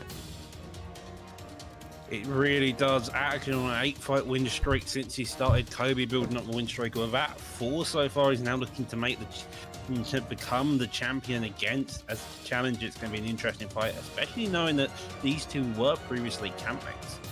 Oh, really? I did not know that. No, you're absolutely right. In fact, Kobe's was in LW, so yeah, they may even be familiar with each other, but I'm not sure if that was from the time that Kobe's was maybe on the Xbox side of things. Like you say, maybe they're familiar with each other, maybe not. Previous campmates or previously being from the same camp often adds a little bit of an extra spice to these main events, of course. But while we have a couple of seconds, just as these guys are getting ready to go into it, just want to take back a little bit of a look back at this evening's fight. I mean, Humble right there coming in fantastically, doing a beautiful job of utilizing that, kind of patient style in the early going, trying to take his opponent deep, get them a little bit gassed, and land some of that beautiful striking. Of course, on the side of Haroon with some absolutely Tekken-like combinations coming through in a big way. Top to bottom, it's been a phenomenal night of fights there. Doc, I don't know if there's any fights that stand out to yourself, brother, but I'm sure. Oh, you had to cut you off there. You had Peace. Not the Peace versus Rampage fight was such a fun fight. You saw Peace come out there in round one and get that very quick KO. Had Lepo as well coming out with his boxing fanatic style. Jake Paul's always a good fight with his ruthless Robbie Lawler making that comeback. JT Money, I would definitely say, was an underdog in the fight against Valentine, but still managed to put it off using those switch kicks effectively, and it's a lovely time to see as well. Yeah, well, these guys appear to have shred the final pounds. It appears they're lobbying up as we speak. So just going into this main event, once again, we appreciate each and every one of you coming through on these streams. It is a pleasure to put on these fights. Hopefully you're enjoying them week on week out, putting on some of the highest level kind of competitors, both on the PlayStation and Xbox scene, Doc, working their way up these rankings and trying to get their name out there. This is another occasion for one of these guys to be able to do so on the PlayStation side of things, which is an ever-growing part of the roster.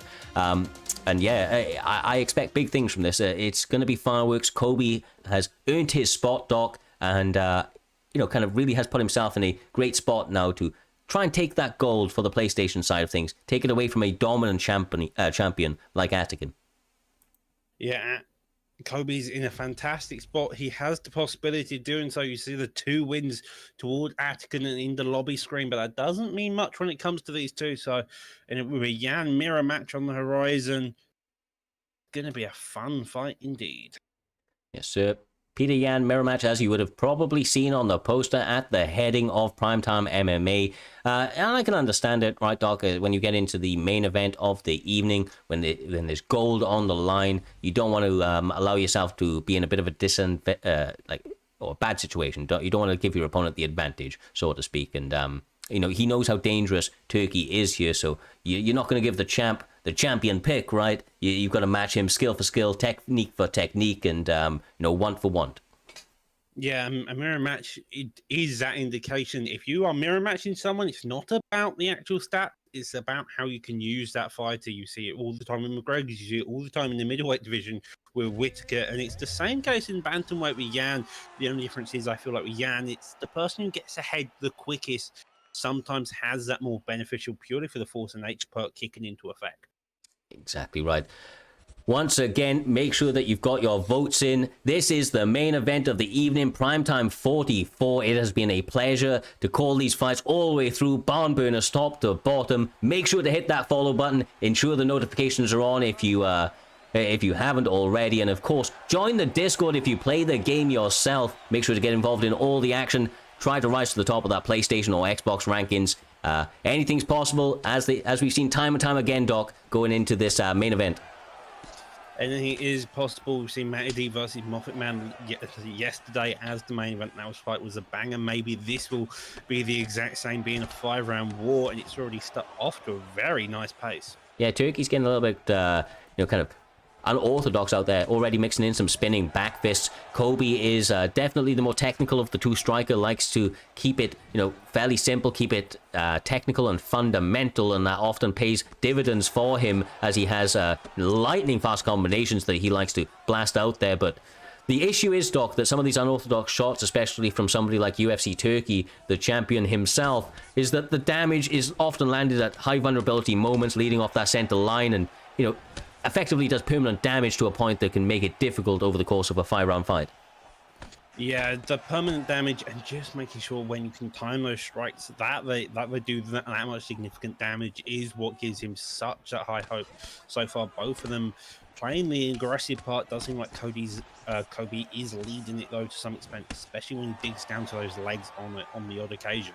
Yeah, exactly right. Those front kicks continue to go up the center line. They're keeping Kobe's off, honest, because he is ducking down quite a bit, and UFC Turkey is recognizing that early, ensuring to keep that foot going up that center line, trying to dissuade him from ducking too often. And of course, that's going to allow him to set up a little bit more of the overhands and spinning back fists he likes. But there's Kobe's answering back with a 4-5 punch combination, trying to get the respect of the champion and make him back up. And one thing I will say, Doc, is that he is actually looking the better of the stamina right now, which could be pretty big if he's able to mitigate some of the damage, although he is having issues with it over the course of the first 3 to 4 minutes of this opening round. Well, it's a minute 30 left. Gets the knockdown there. That's basically secured the round so far. It just seems like Kobe has to get in the better of the shots. Atkins trying to put this pressure on. Seems a bit uncertain how he's going about it, but it's a very close and tense match still.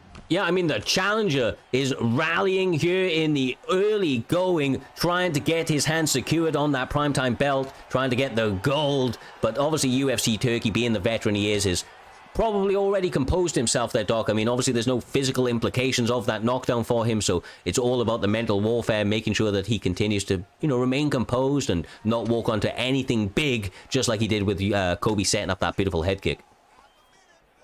Yeah, Kobe is just staying patient. You've got 20 seconds left within this first round. If you do this, you can reset. The momentum changes. You have to restart it. So far, Kobe does have the momentum, but coming to the second round, that may be a different case. Lip hook there lands, and flurry of shots to end the beginning round. And I mean, interesting to note as well, Doc, we haven't actually seen a takedown attempt out of the champion yet, which is a little bit unusual for him. Maybe a bit of respect. These two guys could potentially know each other, being former teammates. But, gold being on the line, there's no love lost, bro. There's no love lost. They've got to make sure that they put their A-game out here. So far, I believe they have in an entertaining style, but the challenger definitely getting the better of that first round. And if he's able to build on that, we could be seeing a new champion. He could indeed be seeing a new champion, although by the scenes that Atkins putting on this pressure again, he's the one who started our momentum, has had to reset himself. Kobe just needs to find that one hole, and then I feel like he can get going again, but uppercut straight follows path. Both of them just looking to make their shots land past that block.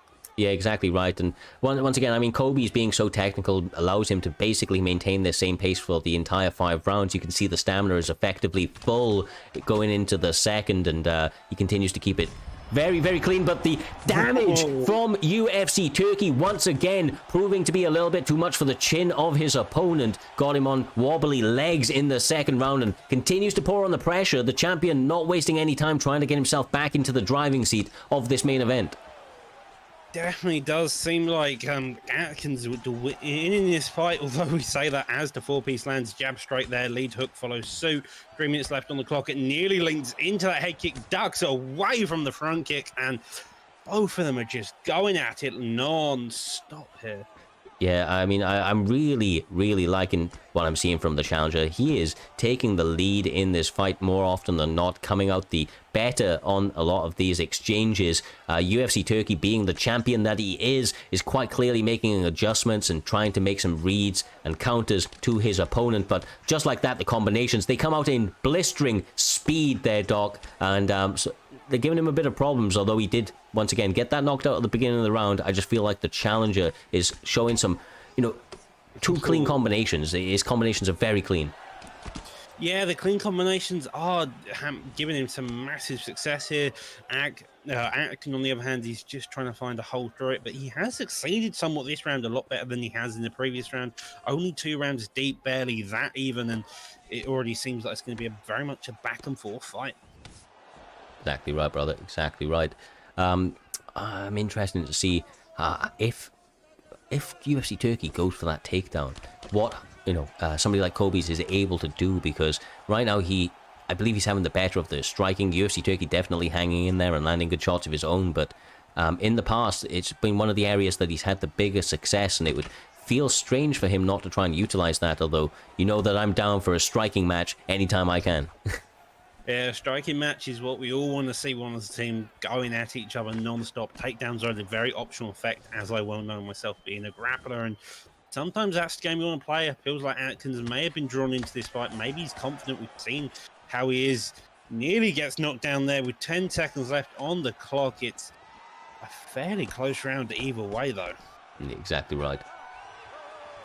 Well, another round is in the books for this main event of the evening, Primetime 44. Both guys really, really letting it all out there. So far, there has been massive amounts of success for the challenger and the champion equally over the course of those first 10 minutes. This third round promises to be much of the same, Doctor, as they're opening up nice and quickly, and the champion now trying to take advantage of some of that big damage that he had done early. Gets him rocked.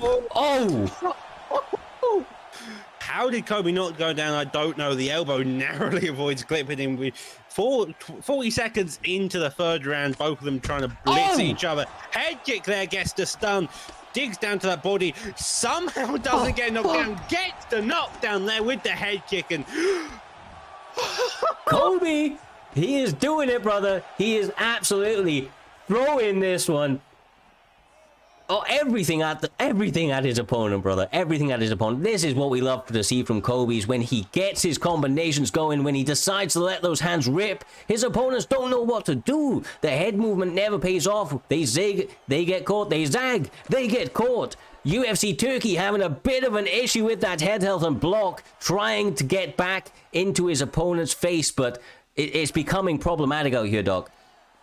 I mean, it's coming problematic either way. I want to point to both of their stamina, though. They're fairly content with it. It's fairly high as well. The slip hook gets him, doubles up on the jab, gets the jab, causing the knockdown. And oh, this is a scary place to witness.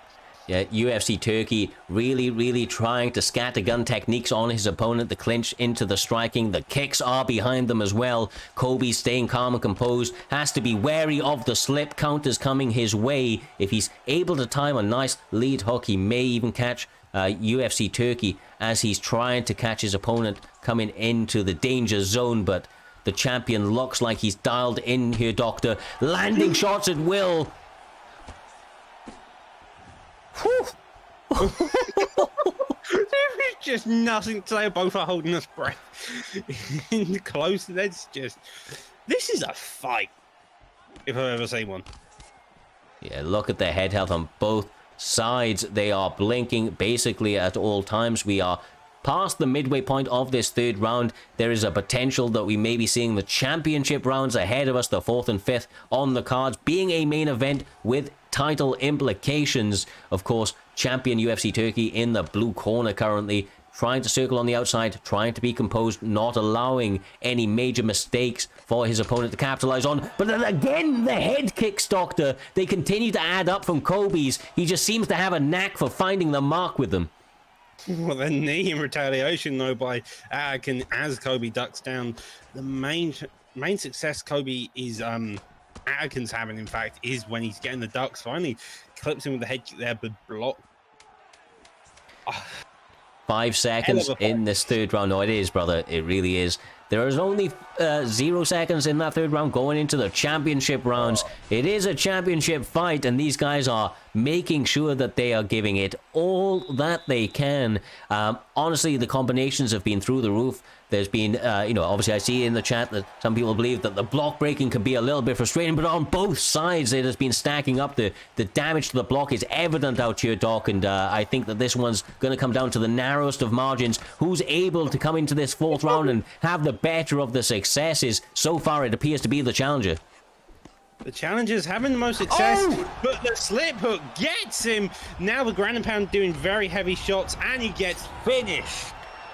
UFC Turkey said, hold my beer, I've had enough of this one. Slipped, landed that hook, able to sit down the challenger, sent him back to the drawing board. But I mean, let's just take a couple of moments to say that UFC Turkey able to make all of the adjustments necessary, primarily striking here this evening, Doctor, which is a bit of a different thing for him. He's going to be feeling very, very happy with that performance, trying to maybe turn over a new leaf in his UFC 4 esporting career within Primetime MMA, trying to use that striking a little bit more. And it was made even more impressive because he was doing it up against Kobe's, which evidently, as you saw right there, is a sensational talent on the feet, just able to put together combination after combination and make it look easy, so to speak. He did. Like, Kobe just was non-stop. He was there over and over again. He wanted to get that finish. But I think you mentioned it earlier, is Atikan has a knack for finding those small divots when your opponent is that vulnerable and landing those shots. That's exactly what he did. He slipped the jab, came in with the hook, got a KO, and then finished him on the feet. Finished him on the ground, sorry. Exactly right, brother. Exactly right. Well, that does bring an end to the main event of this evening. This card has been a sensational night of fights. I just want to take a couple of moments to take a big thank you to all of the guys in the back. Humble, obviously, for the commentary of this evening. Doctor, yourself as well for jumping in, brother, and all of the hard work out the back. To each and every one of the competitors, it has been a pleasure calling these fights this weekend and each and every other one of them. You guys continue to put on high-level bouts week in, week out, rising up those rankings, and of course getting your name out there, with some of these fantastic performances that you're putting on. We are going to now, of course, push the love forward and raid somebody within the community. There was a gentleman earlier on this evening that had tried to guide the raid, and if his friend is still online, that is where we are going. So enjoy the fights here this evening. Much love, and we will catch you in the next one. Bye.